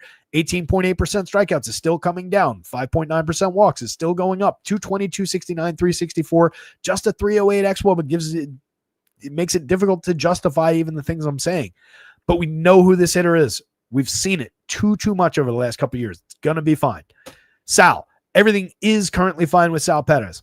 14.3% barrels, 44.4% hard hits. I know he's only punched 2 home runs. I know he's only carrying a 117 ISO, 365 xWOBA with all that contact. It's going to go up from here. Michael Garcia has been tremendous. 295, 362, 474, 367 xWOBA, 5 homers, 10 steals. One of the guys we were on opening day. Mike Massey, 2 home runs. Pretty bad so far this year. There's a little bit of pop from the left side in terms of barrels. 7.8 2 years ago, 7.1 last year. A couple few home runs from time to time. A spot filler at second base at the absolute best, but he's very cheap, so he can help average down a Royal stack. It's a gettable enough pitcher in terms of sequencing. If they happen to come away with the home run that Palante again this year has given up a few, so much the better. That's the day where you catch your tidal wave of upside with the Royals. 4.64 implied total puts them number 2 in this game behind Cole Raggins, who's at the top of the board. Raggins, Royals, and then probably Palante on DK, but don't do that. And then the Cardinals bats. Really don't like the upside for the Cards today. Even as a contrarian stack, just targeting too good a pitcher. I know he's been shaky and yada, yada. Astros, Rangers, Lance McCullers. One of these things not quite like the other. On talent, you could say there's not that much disparity, but McCullers has just been messy in the first 2 starts back. I think we're getting, if they get through 4 good innings, they might yank them. If they get 5, I think they're definitely going to pull them. 68-73. I gave them 5 here, and we only topped out at 22 fantasy points on FanDuel, 10 on DK, and that is a ceilingless 22-10. I don't think we get much beyond that, and there's a basement underneath it. So I don't think we're going there. Evaldi, on the other hand, pitching to a 1.78 ERA, a 2.49 xFIP, 28.6% strikeouts against 2.4% walks, 55 2/3 innings over 9 starts. He's given you tremendous depth so far. 7 innings last time out, 4 6-inning starts in a row. Had a complete game shutout back in his second start of the year at Cincinnati on April 1st. 9 innings, 4 hits, 8 strikeouts. Been tremendous for Case. 7, 8 strikeouts in almost every one of his starts with a peak of 9. Just looking absolutely fantastic this year. Could not be happier that I added him for $1 on waivers. I think before his first start. It was definitely before the second one. Astros bats against look pretty challenging at a 3.43 implied total. Give me Evaldi at 10.4. Give me Evaldi at 10.5. You can see that he's, again, on the pitching board. Everybody that was in the 10s was slightly offset. Couple points behind everybody in the 9s. Very interesting. But there's no reason that he couldn't top the board at the end of the night. There's no reason he couldn't top the board at the end of the night. And the same goes for these guys in here. It is a deep pitching slate. But Evaldi's a big, big part of it. What I don't love is targeting the Astros. Even with the diminishment in performance, you've got several guys who are at very low strikeout rates, who are typically at very low strikeout rates up at the top of the lineup, a couple more in the middle of the lineup. You've got a version of Christian Walker that's striking out at a 29% rate this year, struck out 24% last year, but prior to that was a sub 20% power bat. So where's the truth with this version of Christian Walker? I guess we'll find out, but he's a little bit targetable, but that's the one guy. You got 3 guys on either side of him that are sub 20% and believably sub 20%. We'll see where Jake Myers ends up, but I'll give him the benefit of the doubt. 22-8 last year, 25-8 the year before. Probably goes north of 20. But we don't get back to aggressive strikeout guys until we get down to Zach DeZenzo and Cam Smith. Good day for Evaldi to breeze through. Good day for him to induce some ground balls, find some double plays, get through innings. No doubt about it. 7.9 degree average launch clips the wings of the power on the Astros side of things. But maybe they limit his ceiling just a little bit by comparison to some of the other guys with that ability to cut strikeouts. If you're going Astros, Jeremy Pena's in the mix, 313, 363, 470 with a 353 xWOBA. It's getting harder and harder to say that he's not actually good. I think that these numbers continue to come down over time, but he's been great. 14.2% strikeouts is down a few points. Walks are up a few points. If he continues that, it will help pad the upside. He's always playable. And if you're stacking Astros in the leadoff role, he's definitely a priority. 43 for Jose Altuve, given the performance, is maybe a little bit expensive. 264 xWOBA is the most notably concerning thing in his line. 86 WRC plus. It's getting more and more real with concern around Jose Altuve. Isaac Paredes never really barrels the ball, never really finds great hard hit rates, but he gets on base. He sees a ton of pitches. He's hit 6 home runs. We do have to check the ballpark here. Fortunately, now I just type Isaac and it just comes up on the StatCast page, just comes up because I've Googled it so many times. This ballpark. We talk about this because of the left field corners and the oddities of where he hits his home runs most of the time. And this is one of the worst ballparks in baseball for him. Last year, his home number in Houston would have been 26. He hit 19 in reality while playing for Tampa Bay. Houston would have been the best ballpark at 26. Tampa was the 3rd best at 21 or 4th best at 21 for expected. And this ballpark last year would have had him at 16. So far this year, his expected in Houston is 7. His actual is 6. And in this ballpark, it's 1. Bad ballpark for his power. He's still playable. If you're going to the Astros, he's on the board. But the home run is very much in question in this ballpark with Isaac Paredes. Bump to Evaldi for that. And for Evaldi's just ability to keep the ball in the yard anyway. Christian Walker can hit a homer against anybody, 7.98 in the model. He's only got 4 on the season so far, just a 292 xWOBA. Really starting to get concerned about Christian Walker's output so far this year. I think the talent's still very real and is there, but given the diminishment that we saw last year a little bit and some things creeping in, And the continuance of that this year, it's a little troubling. We need more sample, but 175 plate appearances is a growing size. Victor Caratini definitely in play for an odd duck home run, 2 homers on the board in 76 plate appearances. We've talked about his ability to make cheap contact. That's really all it is. 27 at catcher. It's interesting. Jainer Diaz is the actually good player among those two at catcher. 234, 260, 372, way off the mark for expectations. We will see him return to form over time. He's just too good to continue to struggle as long as he has. We've seen some signs of life over the last, let's say, 50, 80 plate appearances, but he's got a long, long way to go. Jake Myers is in play and has been good, but we know he's only a kind of a middle-of-the-road option, and then the 2 bottom guys have been bad, mix and match at best. The Rangers, we're definitely throwing some Rangers bats at Lance McCullers here, given how bad he's been in the small sample, given the upside in their lineup and all the cheap prices, like Jock Peterson against a righty at 2,600, 2,500. We're just going to keep playing those numbers, guys. It's like we're the police officer who comes in and plays his badge number every day in the lottery. Die Hard 3 reference. Jock Peterson is too good to ignore at 2,600, 2,500 against the scuffling righty. The power is too real. It's been there for too long. He's not just dead. He's not up there swinging one-handed. So you just continue to go to it, and you're immediately average down on the top of the lineup. Let's say you want Wyatt Langford, who's legitimately good and been good this year, and Adolis Garcia, who is at least hitting for power and putting phenomenal bat on ball. And you just want it as a 3-man. You don't even want to get carried away. Well, now I average that down to a $3,900 price, $3,933. So call it $4,000 a man for my 3-man to target Lance McCullers with Wyatt Langford, Jock Peterson, and Adolis Garcia. At the beginning of the year, I'm pretty sure I could have sold that pretty easily. I don't care about the underperformance. I care about what the actual quality is. Even in the underperformance, Jock is still putting up an 8% barrel rate, 42.5% hard hits, while slashing 127, 244, 218. This 302 xWOBA is low. That's not even up to standard, but it's still higher than suggestive that even this is going to come up. These are not Jock Peterson barrel and hard hit rates. That's what these numbers are. But these are still in a vacuum fine to above average to appealing. Adolis, 15.7% barrels, nearly a 50% hard hit for just 4,200 against this pitcher. It's up to 6 home runs. The 349 xWOBA is extremely encouraging. 179 ISO is disappointing. It's not where we want him, but again, as I've said a few times, these numbers look almost identical to where he was 2 years ago when he hit 39 home runs. I'm a buyer on Adolis in the long term. Marcus Semien is a little bit more difficult. 176, 257, 239, and not all that many positive indicators. Barrels are slightly up. Strikeouts are up now. We're up at 22.3%, 14.6 last year, 14.6 the year before. Walks are slightly up.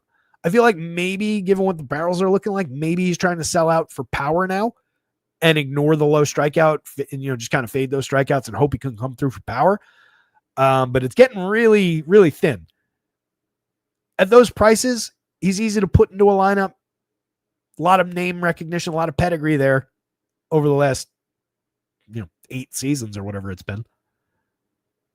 This is where I find out that Marcus Semien's like 25, right? I know he's not. Still playable, more difficult to trust than he should be. Josh Young at 36, 32, definitely appealing. 285, 321, 485 at 200 ISO at 348 xWOBA. He's hit 6 home runs in his 137 plate appearances. Love the upside for Josh Young in a continuing sense. 32 on FanDuel is more correct than 36 on DraftKings. That is shockingly cheap. Get Young into your Rangers stacks. I skipped Josh Smith, by the way, 4,600, 2,900. He's just a little too high priced. And first base shortstop, unideally positioned on DraftKings. On FanDuel, where you can get him wherever you want him at 2,900, he's got a lot more appeal. He's not a 306, 381, 452 hitter. 4 home runs, 4 steals are a little bit realistic for him. The numbers will come down in the long term, but any given slate, especially when he's leading off against the head of the group of hitters you want, you can include him in your lineups for sure. It's just that doesn't really help our price paradigm here. Over here, it's definitely more easy to use. I start here at Wyatt Langford, go those 3 like I highlighted already, plus Josh Young, and now you can do whatever you want. Whether it's Josh Smith up top, whether it's Marcus Semien, whether it's Evan Carter at 4,000 in the 7 spot, even Jake Berger at 3,000 is super appealing. And I'm already for this 4-man below 4,000. I'm at 3,850 a man for 4. So adding on somebody cheaper than that would be the way I would take it rather than going back up the salary ladder at 46 for a guy who's performing over his head. Give me an underperforming Marcus Semien at 34. I think most appealing. I've already got a first baseman. Oh, fuck. Damn it. Why doesn't Jock have outfield eligibility on DraftKings? Ruins the whole thing. Could have done that if I had it and been at 36.80. But like I was saying, if you use Semien in that equation, 37.60. Even if you go up to Evan Carter, which I think if I want a more expensive bat, I would probably go Carter. One, you get the direct correlation here. And two, he's just, I think, better than Josh Smith in the long term. I know he hasn't been over 34 plate appearances at all, but I think he gets there. That's a 38.80 average. So again, you're at 3,900 for your 5-man. That's really interesting from the Rangers. They're very affordable. Berger, 4 home runs on the year, hit one, I want to say, last night. Sent him to the minors despite carrying very good premium contact numbers, and he's here to make premium contact, so that was a foolish decision. It was good they brought him right back. Jonah Heim in play as a catcher. This is a 9-man Texas lineup, even with the bumps. Rangers bat? No. Nathan Eovaldi, Rangers bats, Astros bats, but really they're questionable, and no Lance McCullers. Not nearly making the pace I wanted to. Yes, Larry. Die Hard with a Vengeance. Die Hard in New York, yeah. The dude plays his badge number, and then he gets killed, and McClane sees the guy's badge in a reflection when the bad guy's wearing that guy's badge. That's how he knows they're the bad guys. And he shoots everybody in the elevator.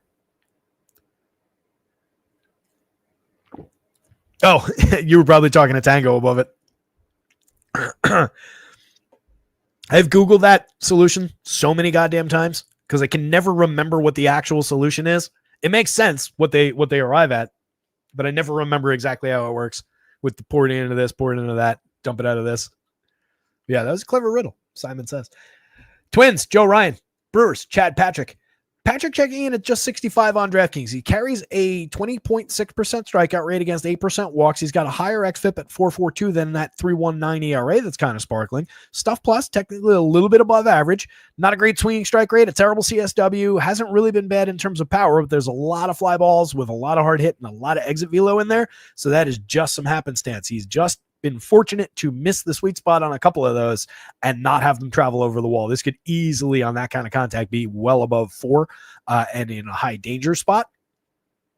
But this version of the Twins, no Byron Buxton, no Carlos Correa, flawed. 4.01 in the home run model, 4.45 for the top 6. Nobody really that threatening. They get Trevor Larnach back in the lineup up top. 180 plate appearances, 7 home runs, 244, 318, 406. Larnach's been there. I was thinking Matt Wallner when I said back in the lineup, just moving up to the top spot. But at 20.6% strikeouts, 9.4% walks this season. He's fine to throw at Chad Patrick, but it's not like a big-time threatening bat up there. Ryan Jeffers in the 2 spot. Brooks Lee hitting 3rd. Ty France, Willie Castro, Cody Clemens. The best player in this lineup is Royce Lewis, and he's hitting 7th. He's also at 148, 207, 148 over 29 plate appearances in which he is yet to find his timing. This is not a threatening version of the Twins. They're a sub-4 total against Chad Patrick. At 6,500, if we're looking for that cheap bargain bin dart, we're very much fishing and coming away. You reach into the discount DVDs and you find something that's covered in dust and you blow the stuff off the cover, and it's a copy of like Sorority House Massacre 3. Now, that could be a great time. You could go home, a lot of nudity, a lot of hilariously bad movie moments, and you have a great time. It's not a good movie, but you came away with something out of the discount rack that you didn't know existed, and you had a great time with it. That's what Chad Patrick is at 6,500 at best. Joe Ryan, on the other hand, is the blockbuster. Joe Ryan at 2.74 ERA, 3.42 xFIP, just 2.8% walks, 30.3% strikeouts over 8 starts this year, just carrying through with his talent. He is very, very good. What he's been dinged for a little bit so far this year is the power. 13.2% barrels, way too high on a 22.8 degree average launch. It has definitely cost him a little bit, but he's just getting through. It's like, again, to reference one of the best pitchers in the game, it's like Garrett Cole, where you're just getting dominant performances and oops, I lost the solo home run, and who cares? Does it always work out that way? No. One game this season, he gave up 6 earned runs to Atlanta over 5 innings. He gave up 3 homers in that game. That's the downside. If he gives up 3, it's going to be problematic. But the games where he gives up 1, it's not an issue. Solo home run was the only earned run in each of his last 2 starts. Struck out 8 over 6 against the Red Sox at Fenway. Struck out 7 Giants. Joe Ryan's very, very good. 9,500, 10-2. Could have easily been over 10K on DraftKings. Little discount there. FanDuel, not inappropriate. The Brewers lineup, gettable hitters, but not that many strikeouts, 20.9% average, but that's pulled down by Caleb Durbin at 4.6. You do have some solid mid-20s and upper 20s guys, and those are around some of their key bats. Sal Frelick in the top spot, a pesky hitter, 271, 350, 379, some stolen base upside, some correlated scoring upside, but not a tremendous bat. Not somebody that's going to put the fear of God into Joe Ryan. Jackson Chourio is that kind of a hitter, or at least, should be. 7 home runs, 8 stolen bases, just getting on at a 276 clip continues to be really disappointing. The 289 xWOBA is very concerning. It jibes with that sub 200 now ISO, 8.1% barrels, 41.9% hard hits. The kid's got a long way to go to truly fulfill that superstar pedigree that everybody wants to kind of assign him, myself included. 5,000, 3,400 across sites is still very expensive. Those prices honestly do not jibe with the production he's had so far this year. 1 point below average WRC plus. Christian Yelich, 46, 32, 205, 298, 365. A wildly uncharacteristic 178 plate appearances in terms of that slash line, but 7 home runs, 8 steals, 314 xWOBA is at least, okay. 5.6% barrels, 48.6% hard hits. The contact looks just like it has the last few years. Where he's been off the mark is that strikeout rate. It's up 10 points year over year. It's only up 6 from 2 years ago. That's probably like the real number, the 22, 23, somewhere in that territory. But we're a little bit high on the strikeouts. Once that normalizes, I expect the average on base tends to climb.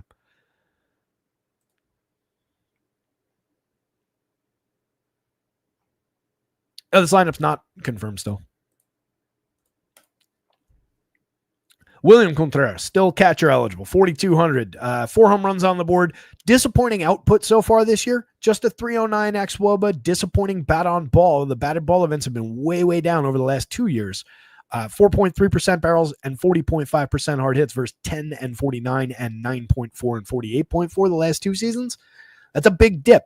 If that contact doesn't come back, and that could just be indicative of bat speed. I haven't looked at him, but now I'm gonna.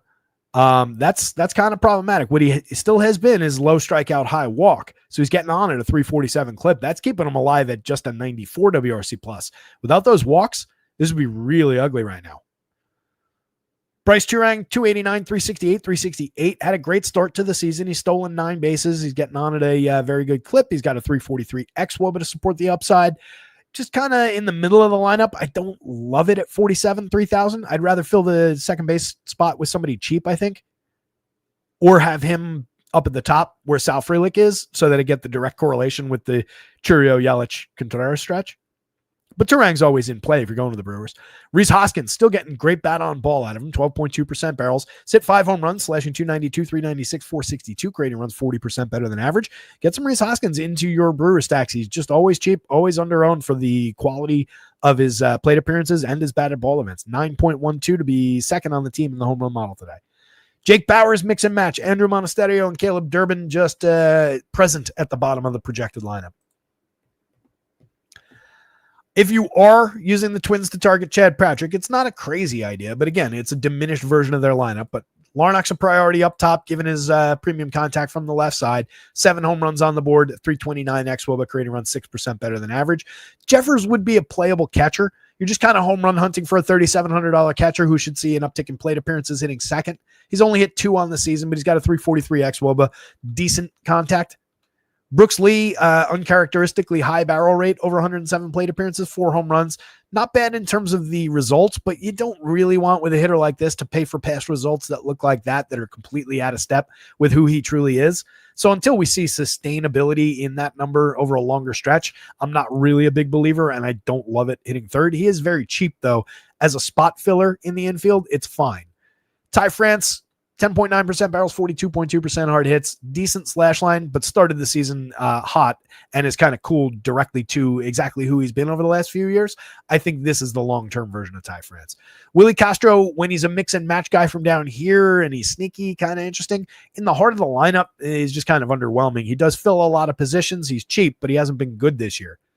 Cody Clemens, another guy who's just cheap for some premium batted ball events, but no real results to speak of in 36 plate appearances, 2 home runs. A 418 xWOB was kind of interesting. Reflects the premium contact upside. All he is cheap. You probably are best putting him at second base if you use him, but then you're eliminating using several of the other options or moving them into less than ideal positions.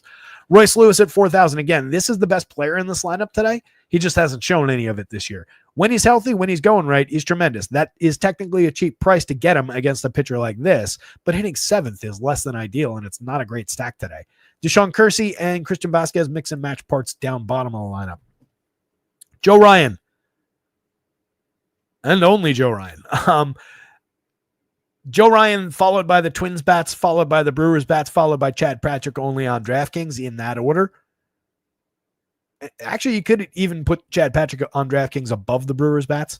But the appeal here is in the Twins, and it's mostly about their pitcher.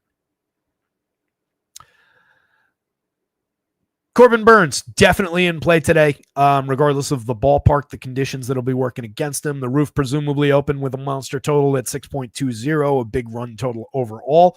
The Diamondbacks are also, though, facing Carson Palmquist in his major league debut.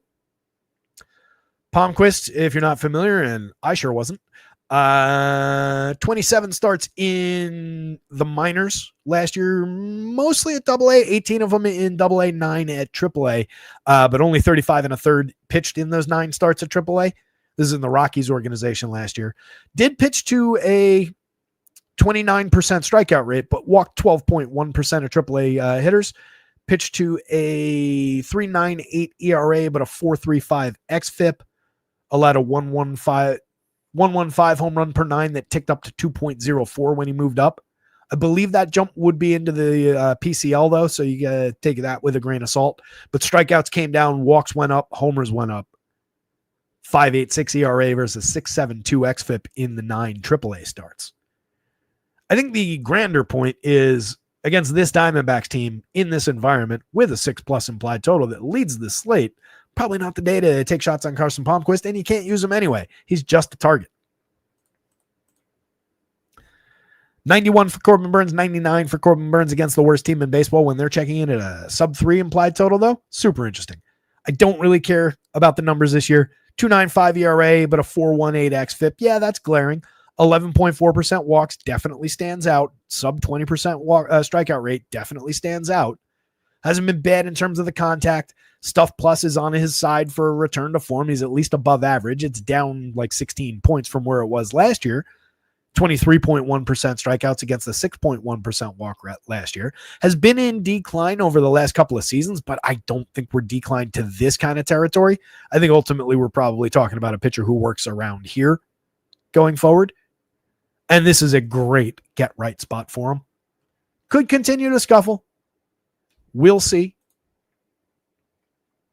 Last time out, 7 pretty solid innings against the Dodgers, who are notably much, much better than the Rockies. 7 innings, 5 hits, no runs, 5 strikeouts, 2 walks. I'll take it. 6 innings against the Mets, who again, much, much better than the Rockies. 1 earned run on 4 hits, just struck out 3 and walked 5. The 1 earned run came on a solo home run. 5 1/3 of 3 run, but only 1 earned ball against the Rays. 8 strikeouts, 3 walks. We're not far off the mark. I really think we're fine. And against a team with a 24.4% strikeout rate for this projected version of the lineup, which is all we have to work with so far, definitely in play. 91, 99, too cheap. One of the highest projected pitchers, if not the highest projected pitcher of the day.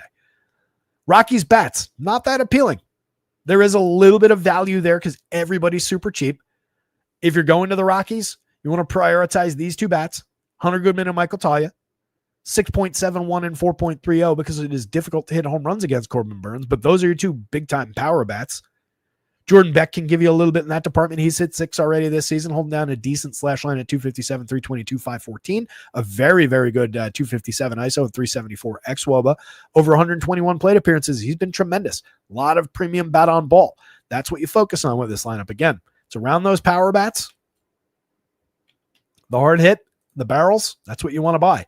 The barrel rate on Hunter Goodman is shockingly low at 7.9%. The 48.2% hard hit, the 6 home runs, 304 xWOBA under a 192 ISO, but we know there's premium upside for power and barrels, and we got them in the show in moderate samples over the last 2 years. Talia hit a ton of home runs in a short stretch last year, has tons of upside, a lot of strikeouts at 37% this year, 32% last year, 33% the year before, has been scuffling, but got back on the board with a home run yesterday. Ryan McMahon, just a mix and match piece. From the left side, you can always play him, but against Corbin Burns, pretty limited as far as the actual appeal there. 346 xWOBA definitely tells us that the slash line will trend back up to normal Ryan McMahon levels. He's already hit 6 home runs. It's around his typical power output, 13% barrels, 53.3% hard hits. It's in the mix. Doyle's always in the mix from the top spot, but again, another guy who doesn't really hit for average, doesn't get on base at a great clip, but good counting stats numbers. Mickey Moniak gets 6 from the left side, very cheap at 27-23. The quality comes and goes, but there's talent there. 3 home runs, a stolen base, 7.7% barrels, but 47.3% hard hits. Better barrel rates each of the last 2 years. Nick Martini, Adil Amador, Alan Trejo, kind of mix and match guys going down the board. Diamondbacks bats, not to bury the lead. Again, 6.20 in Vegas as far as an implied total. You've got Corbin Carroll, the superstar, in projected to hit second. We'll see what happens here. Ketel Marte questionable whether or not he's going to play. So you might see a different version of this lineup. We might see another Perdomo in the lineup, in which case he'd probably be up in that leadoff spot. We'd have Jordan Lawler for sure. Depending on where you're looking, some places have Perdomo in the lineup and Lawler out of it. I'd rather have Lawler, given the cheap price. $2,300 a piece on from site to site, 3 position eligibility on FanDuel. Probably more interesting here because you can plug him in at second. But I think he's usable at shortstop given the prospect pedigree and the minor league numbers over the last couple of seasons. Really kind of interesting there. Carlos Correa to the IL with a concussion. Oh, Erod went on the IL. Interesting. I can at least put him on the injured list and make a pickup now. So we'll see what happens with the confirmation around Marte. Obviously, that would be a big piece to take out of this lineup. He's at 262, 377, 554, and way better than that. He's got 5 home runs and 77 plate appearances. Already has missed some time. If he's there, he's an absolute priority, probably the second biggest priority on this team. If he's not there, they've got decent spot fillers, and it doesn't really downgrade the opportunity. It just takes one good individual out of the lineup. Perdomo's been holding down a very good slash line. He gets on base like crazy, even in down seasons. So definitely an interesting piece if he's in the lineup. Carroll's the top priority at 6,000, 4,500. He's got 14 home runs and 6 stolen bases, a 358 on base, 422 xWOBA under the covers, monster contact numbers. He's a superstar by any measure.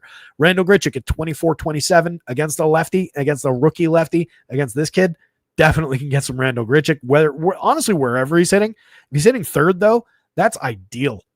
1 home run on the board over 64 plate appearances, just a 183 ISO, just a 297 xWOBA, but an 11.1% barrel, 48.9% hard hits that jibes with who he was last year. Love the upside for power, even if it's doubles power that Randall Grichuk gives us today. 6.90 on the home run model. Stuck in between Carroll above the mark and Eugenio Suarez, who's leading the team at 10.88.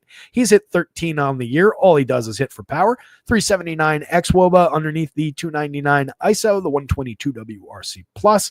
Tremendous for just 4,400 at third base. He's too cheap. 36 on FanDuel is correct. This should be a $5,000 third baseman on DraftKings. Take advantage. 4,400 for Josh Naylor. Could say the exact same thing. This should be a $5,000 first baseman on DraftKings. 299, 368, 457, 5 home runs, 349 xWOBA. Creating runs 28% better than average. Going up against this lefty, I do not care about any kind of lefty. Love the upside, and this kid's going to be gone after 2-3 innings. Love the upside for Josh Naylor here. Gabriel Moreno, 3,100. Too cheap. For a catcher who's consistently at 40+% hard hits, 48.3 right now, 41 plus the last 2 seasons. He's only slashing 239, 308, 294. I get it, but the guy gets on base. He doesn't strike out. 18.3% strikeouts, 8.3% walks this year. Those numbers are up for the strikeouts and down for the walks. Typically, we're in this kind of territory. 2 years ago, it was 19.7 and 7.6, 14.8, 11.7 last year. Got on base last year at a 353 clip. The year before, even with a higher strikeout rate, got on base at a 339 clip. Creates a bunch of opportunities. That's a really compelling catcher at 31 from the stack of the day. 24 on FanDuel, he's playable. He's less of a priority because you don't need the position, but that's an ideal option at catcher on DraftKings for only 31. 35 for Lourdes Gurriel, 29 on FanDuel, still too cheap. 7 home runs on the board, even if he's just hitting for power. 204 ISO, it's believable power upside. Maybe that's who he is this year. Still very low strikeout at 13.7, so just buy the cheap bat on ball. 9.4% barrels against 13.7% strikeouts and 3.6% walks. I'll take the upside for shots at power from a player that people will skip over in this lineup and should not. Jordan Lawler, again, if he's in the lineup, 2,300 is a great price. Positional flex on FanDuel for one of the top shortstop prospects in baseball. Tim Tawa, 5 home runs, 4 steals, some decent counting stats over the last few 89 plate appearances, 109 WRC plus. Diamondbacks bats, Corbin Burns. Really nothing from the Rockies. 3 games to go, coming up on 6 o'clock. We're going to try and punch us out of here by 6:15. Marte's in the lineup, leading off. Excellent. Is Lawler in the lineup? Mariners and the Padres. We have the Padres. Don't see the Mariners yet. It's Stephen Kolek. It's Logan Evans. Not exactly dueling aces in this one. But again, Kolek was excellent last time out at Coors Field. Complete game shutout, 5 hits at Coors. Not bad. Just shows the degree to which this Rockies team sucks. 5 hits, 7 Ks, 2 walks, no runs. Kolek, over his 2 starts, is 14 and a third, 21.2% strikeouts, a 0 ERA thus far, but a 3.41 xFIP. This is the real number, if not higher. But he's been good at keeping guys off base, limiting opportunities. He's yet to allow a barrel. I think at worst, you could throw him in against a free-swinging Mariners club that checks in with a 23.9% strikeout rate, 8.8% walks, and a lot of run creation and some power upside for sure. He's in no way safe, but he's cheap at 77, 81 on FanDuel. He's cheap. It's a reasonable dart. It's a reasonable shot at a quality start, given the 9 innings last time out, 5 1/3 against Pittsburgh in his first start. You've got the upside for 6 decent enough innings for that cheap a price. It's just to compete with the top of the slate, you need a lot of upside out of him. I don't think he gets there, but where you can make that up, obviously, is if you buy the correct bat.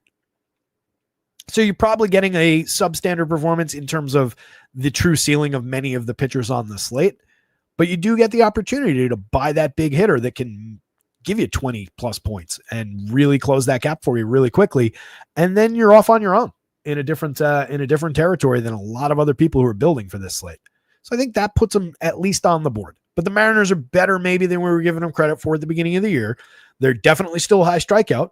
They're definitely still a flawed lineup, but he's not safe. Logan Evans, I don't think we're going to. 16.2% Ks in his 3 starts, his 15 innings, a 10+% walk rate, 6.60 ERA with a 5.03 xFIP. 5.5% swinging. I think we can avoid him, especially with the high quality Padres on the other side. Just a 16.8% strikeout, nearly a 10% walk for the full lineup from the Pods. Only one hitter in the mid-20s as far as strikeouts. That's Gavin Sheets. Only him and Xander Bogaerts over 20%, and Bogey will probably get that number down over time. It's a bad target for Logan Evans. They're going to pound him today. A lot of hits. A lot of sequencing in store for the Pods. And if they get the big knock, whether it's from Tatis or somebody else, that's what changes the shape of this game from a 4-5-6 run game to a 9-10-11 run game. Could be a big day for Padres bats.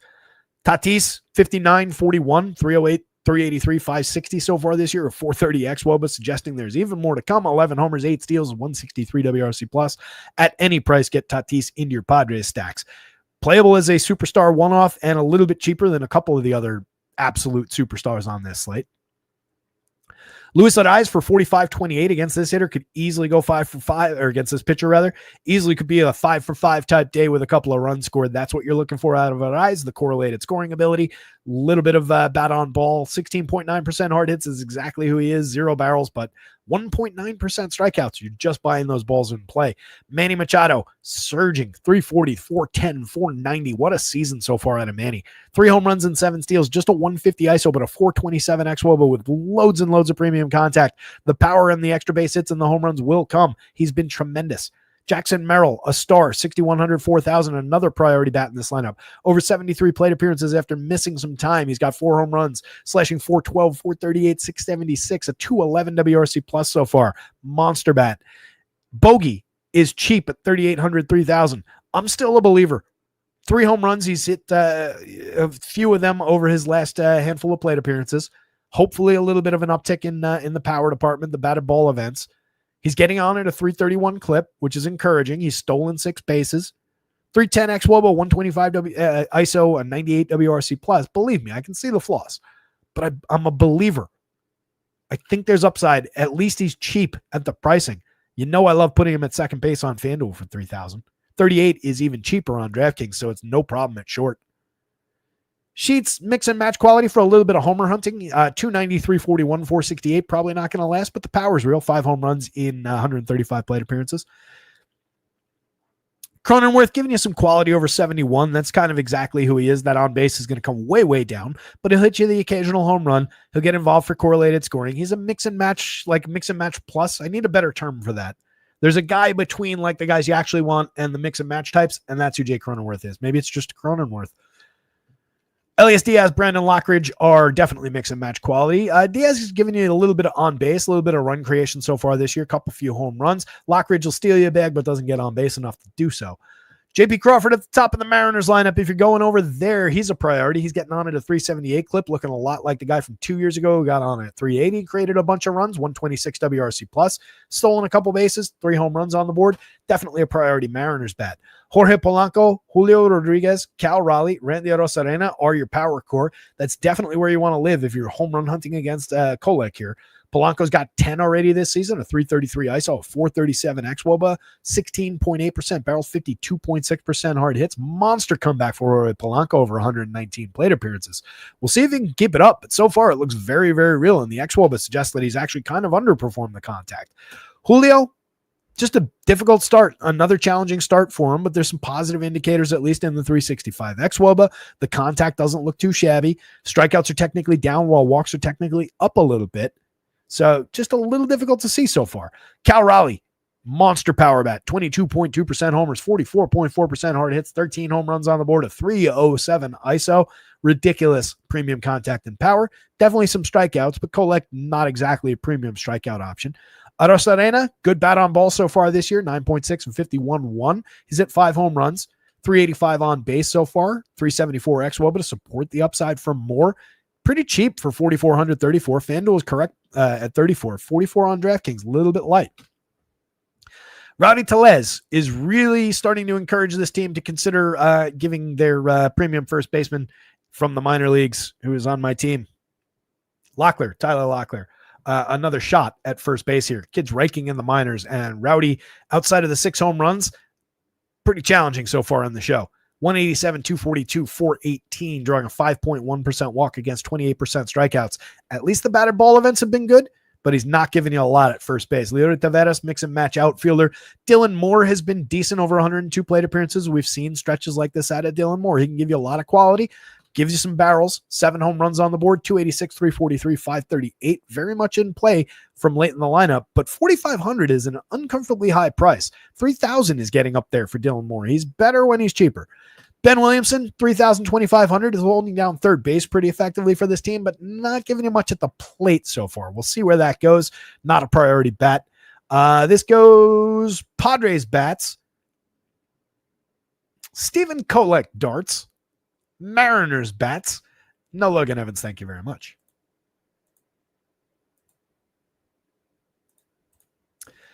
The Dodgers are at a 6.12 implied total. They're going up against the corpse of Jack Kachanowicz. Not that Kachanowicz is old or washed. He just kind of never was. It's just, dead body up there. They're going to destroy Kachanowicz. Don't play him. Play the Dodgers bats if you can afford them. You know who the obvious guys are there. I think the key piece to talk about in this game is Dustin May. We'll go through the hitters. We're going to do so at an accelerated pace. Superstar. Really good catcher. Max Muncy surging for him. We're up to 3 home runs. 207, 323, 341. Some signs of life. Some high-quality batted ball events. I'm still a big believer in Max Muncy. We've talked about it a lot this season. 31.29 is ludicrously cheap if that bat comes around for power. Home run last night. 329 ex-Woba. I think we're going to be all right. Andy Pajas, 8.8% barrel. 34.5% hard hits is kind of surprisingly low, but he's holding down 291, 348, 503 as far as the results go. 212 ISO, a 139 WRC plus. He's hit 8 home runs. Still very cheap at 4,000 on DraftKings. 3,300 on FanDuel is probably about where he belongs given those numbers. Conforto at 3,000, still very cheap. 9.2% barrels, 47.1% hard hits. Helps you average down the pricing of the guys above him. Putting the 2 big lefty bats, and I say the 2 big lefty bats, I don't mean that they're bigger bats than those 2 lefties up there, but the 2 hard-hitting power hitters for cheap pricing at 31 and 3,000 from down here into your lineups makes it easier to reach those 3. That 5-man is under 5,000. It's 4,900 apiece for Ohtani, Betts, Freeman, Muncy, and Conforto. If I had told you could have that stack for under 5,000 apiece a couple years ago when Conforto and Muncy were who they were, it would have been ludicrous. So that's a good bargain. You could also do this and use James Outman in the exact same capacity as Conforto because got a lot of the same skill set. That brings it down to 47 apiece. Exactly. You can easily stack the top end of the Dodgers. And like we talked about the other day, I mean, while that's not a completely low price in a vacuum, it's an absurdly low price to get to Ohtani, Betts, and Freeman. And if you had had Max Muncy priced at 44, 45, I wouldn't have called it crazy. It's a couple bucks off the mark. As we talked about the other day when we did this exercise, your average Dodgers stack is not going to include all 3 of those superstars. It's just not. That's not the way that most results are going to come up. It's not the way that most optimizers are going to build. And it's not the way that most people are going to hand build. There's a lot of quality in considering some of those lefty bats from down lineup. Andy Pajas is on that list, but he's a little bit more expensive, hitting from the right side. Obviously, he could get to a guy like Janowitz. We're talking about a guy with a 12.9% strikeout rate, walking nearly 10%, 5.23 ERA with a 5.14 xFIP. Target. This is an 8-man lineup, and we'll see what A-Sung Kim gives us. So far, 30 pretty good plate appearances, 429, 467, 571. Home run, 3 steals. And I'm really interested in a lot of these Dodgers bats. On the Angels side, they're going up against Dustin May. Way back at the beginning of the show, I mentioned Dustin May is one of the top-end SPs of SP2 options of the day. I think he's in play at 8,200 for a discount on FanDuel. You're getting a opponent with a 26.3% strikeout rate in the Angels. This is an Angels lineup that strikes out a lot. They've got a little bit of power in the lineup for sure, but a lot of it comes around flawed hitters. When there's no Mike Trout, it's just a different proposition with this team. Dustin May is easily good enough to find some Ks here. 4.08 ERA with a 3.91 xFIP over his 39 2/3. Some short starts in there over seven outings, but just getting fully stretched out. 5 strikeouts against Arizona in his last game. He gave up 2 earned on 7 hits over 6 2/3. The depth was very nice to see. 1 home run allowed, 1 walk, 6 strikeouts, 2 walks. Did give up 4 earned over 5 2/3 on 5 hits to the Braves. A little bit of concern around, or not concern, a little bit of negative outcome around the earned runs. Had a 3 earned run game over 5 1/3 against Miami. We were looking for a better start there. 3 strikeouts, 3 walks. That was the day we went to him a little bit at a very cheap price and didn't get the upside we want. But when the stuff is working, it's electric. Ridiculous horizontal movement. Excellent, excellent ability to find strikes and miss bats when it's working. Has it come through in the numbers? No. We can't really see it there. But it's real. It's there. And against a team like this, we could absolutely see it fully engaged tonight. At 72, that's a really interesting cheap pitcher. At 82, it's a really interesting cheap pitcher. If you're going to the Angels against, they're pulling just a 3.53 implied total. Vegas is on our side of that argument. But Zach Neto would be your priority. Reasonably good way to fill shortstop for 45-34. He's hit 6 home runs and stolen 7 bases after missing some time. Just 101 plate appearances, 131 WRC plus. Nolan Shaniel with his ability to reach first base, 346 on base. You're just looking for correlated scoring. Put a few balls in play for a cheap price at first base. Not an ideal way to fill first base. Not a good one-off at first base. But if you're stacking this team, he becomes more playable at his position because he's cheap. John Moncada, 4,100, 2,900. 2 home runs, pretty mediocre slash line, but a 352 xWOBA underneath a 19.4% barrel rate in a small sample of batted ball events. Odds are that all goes just into the garbage and he's not good over the long term, but there's at least some intriguing things that have happened in those 64 plate appearances. Puts them on the board if you're stacking this team, but again, only if you're stacking this team already, not a reason to go to them. Taylor Ward, 34-29, same thing. 10 home runs, but 186, 227, 410. Not a reason to go to this team. Maybe a little home run hunting, but 5.54 in the model. Jorge Soler just at a 7.39 in the home run model. Dustin May is good at keeping the ball down. 7-degree average launch so far this year. Has an impact. Soler can homer against anybody. 12.2% barrel, 6 homers on the board. Just a 181 ISO. Just a 312 xWOBA. Some pretty crunchy results so far. Ugly under the covers as well. Striking out a little bit too much. Not drawing as many walks. Not hitting as many homers. Logan O'Hoppe, true power upside from the catcher spot. Maybe a playable one-off. 9 home runs, but again, not an ideal pitcher to target for the home run upside. 17.3% barrels could change that in a hurry, but plenty of strikeouts there at 33.8, 29.7 last year. Luis Rengifo has been terrible so far this year. He's not much of a threat at the plate. He's more correlated scoring and speed option. Matthew Lugo and the corpse of Tim Anderson, and I actually mean corpse and Tim Anderson, mix and match pieces at best. Dodgers bats, Dustin May. Mix and match a few value stacks of the Angels at the absolute most, but I don't really like it. And absolutely no Jack Kachanowicz, even in a contrarian sense, even if half the games on this slate rain out and like 4 other pitchers get sick, I think you just delete your lineups, take the L. Don't play Jack Kachanowicz. Watch him throw a perfect game. Last game up, A's, Giants. We made it. 6:12. We're not getting out of here by 6:15, but I'll get us out in the next couple minutes because I got to get the site updated. Logan Webb is a priority pitcher at 97 at the end of the night. 10-6 on FanDuel is a big price tag, but he's worth it. 29.3% strikeouts. Strikeouts are up this year. 2.60 ERA with a 2.32 xFIP. He is spectacular keeping the ball in the yard. And as I said at the beginning of the show, if you're going to clip the wings for power with this A's team, that's what they do. They do have a little ability to get on base, but there's still some strikeouts in that lineup. If you're not letting them hit the ball over the wall, it's going to be really challenging for them to find runs. Vegas sees it that way at a sub-3 total. Prioritize Logan Webb shares at the end of the night. Really limited on the A side as far as stacking them. If you do go there, Jacob Wilson is paramount today because you need that hit tool to come through. You need him on base a few times for some correlated scoring. And then you're hoping for your home run. You're hoping for Webb to make that uncharacteristic mistake. 0.90% home runs over his 9 starts. 4.8 degree average launch, everything in line with expectations for that pitcher. Soderstrom, 4.90. He did his 10th home run. It came yesterday, not the day before when we had him as the home run pick, but we had him as the home run pick from this team. Or was that 2 days ago? Whenever it came. He did hit it. So we're back on the board for power. He was coming down slightly in terms of the overall numbers, but still very, very good. And this could surge back upward. He is a talented hitter. Not a great day for him. Brent Rooker, not a great day for him either. 5.36, the only guy above even halfway to the magic number in the home run model because he's excellent at hitting for power. 10 homers on the season. Some numbers a little bit in decline, something to watch over the long term, but a lot to like about Brent Rooker in most situations. Just challenging spot today. Shea Langoliers, all of that is also true, and he's a worse hitter outside of the power upside. Lawrence Butler really scuffling this year at 229, 289, 392, and 93 WRC+. We know what the true talent looks like. The contact has been there, but again, not the data hunt for that. Miguel Andujar, another player to prioritize, honestly, given the hit tool. It's like, if you go to this team, it's like bookend with Wilson and Andujar and pick a few guys from in between, or maybe take Kurtz from down lineup and wrap them around. That's the way to consider this team today. Luis Urias would be in play. 6 home runs on the board. Luis Urias from the Padres is a better option probably because you're just home run hunting when you go to Urias. And again, against this pitcher, it's just not going to be there.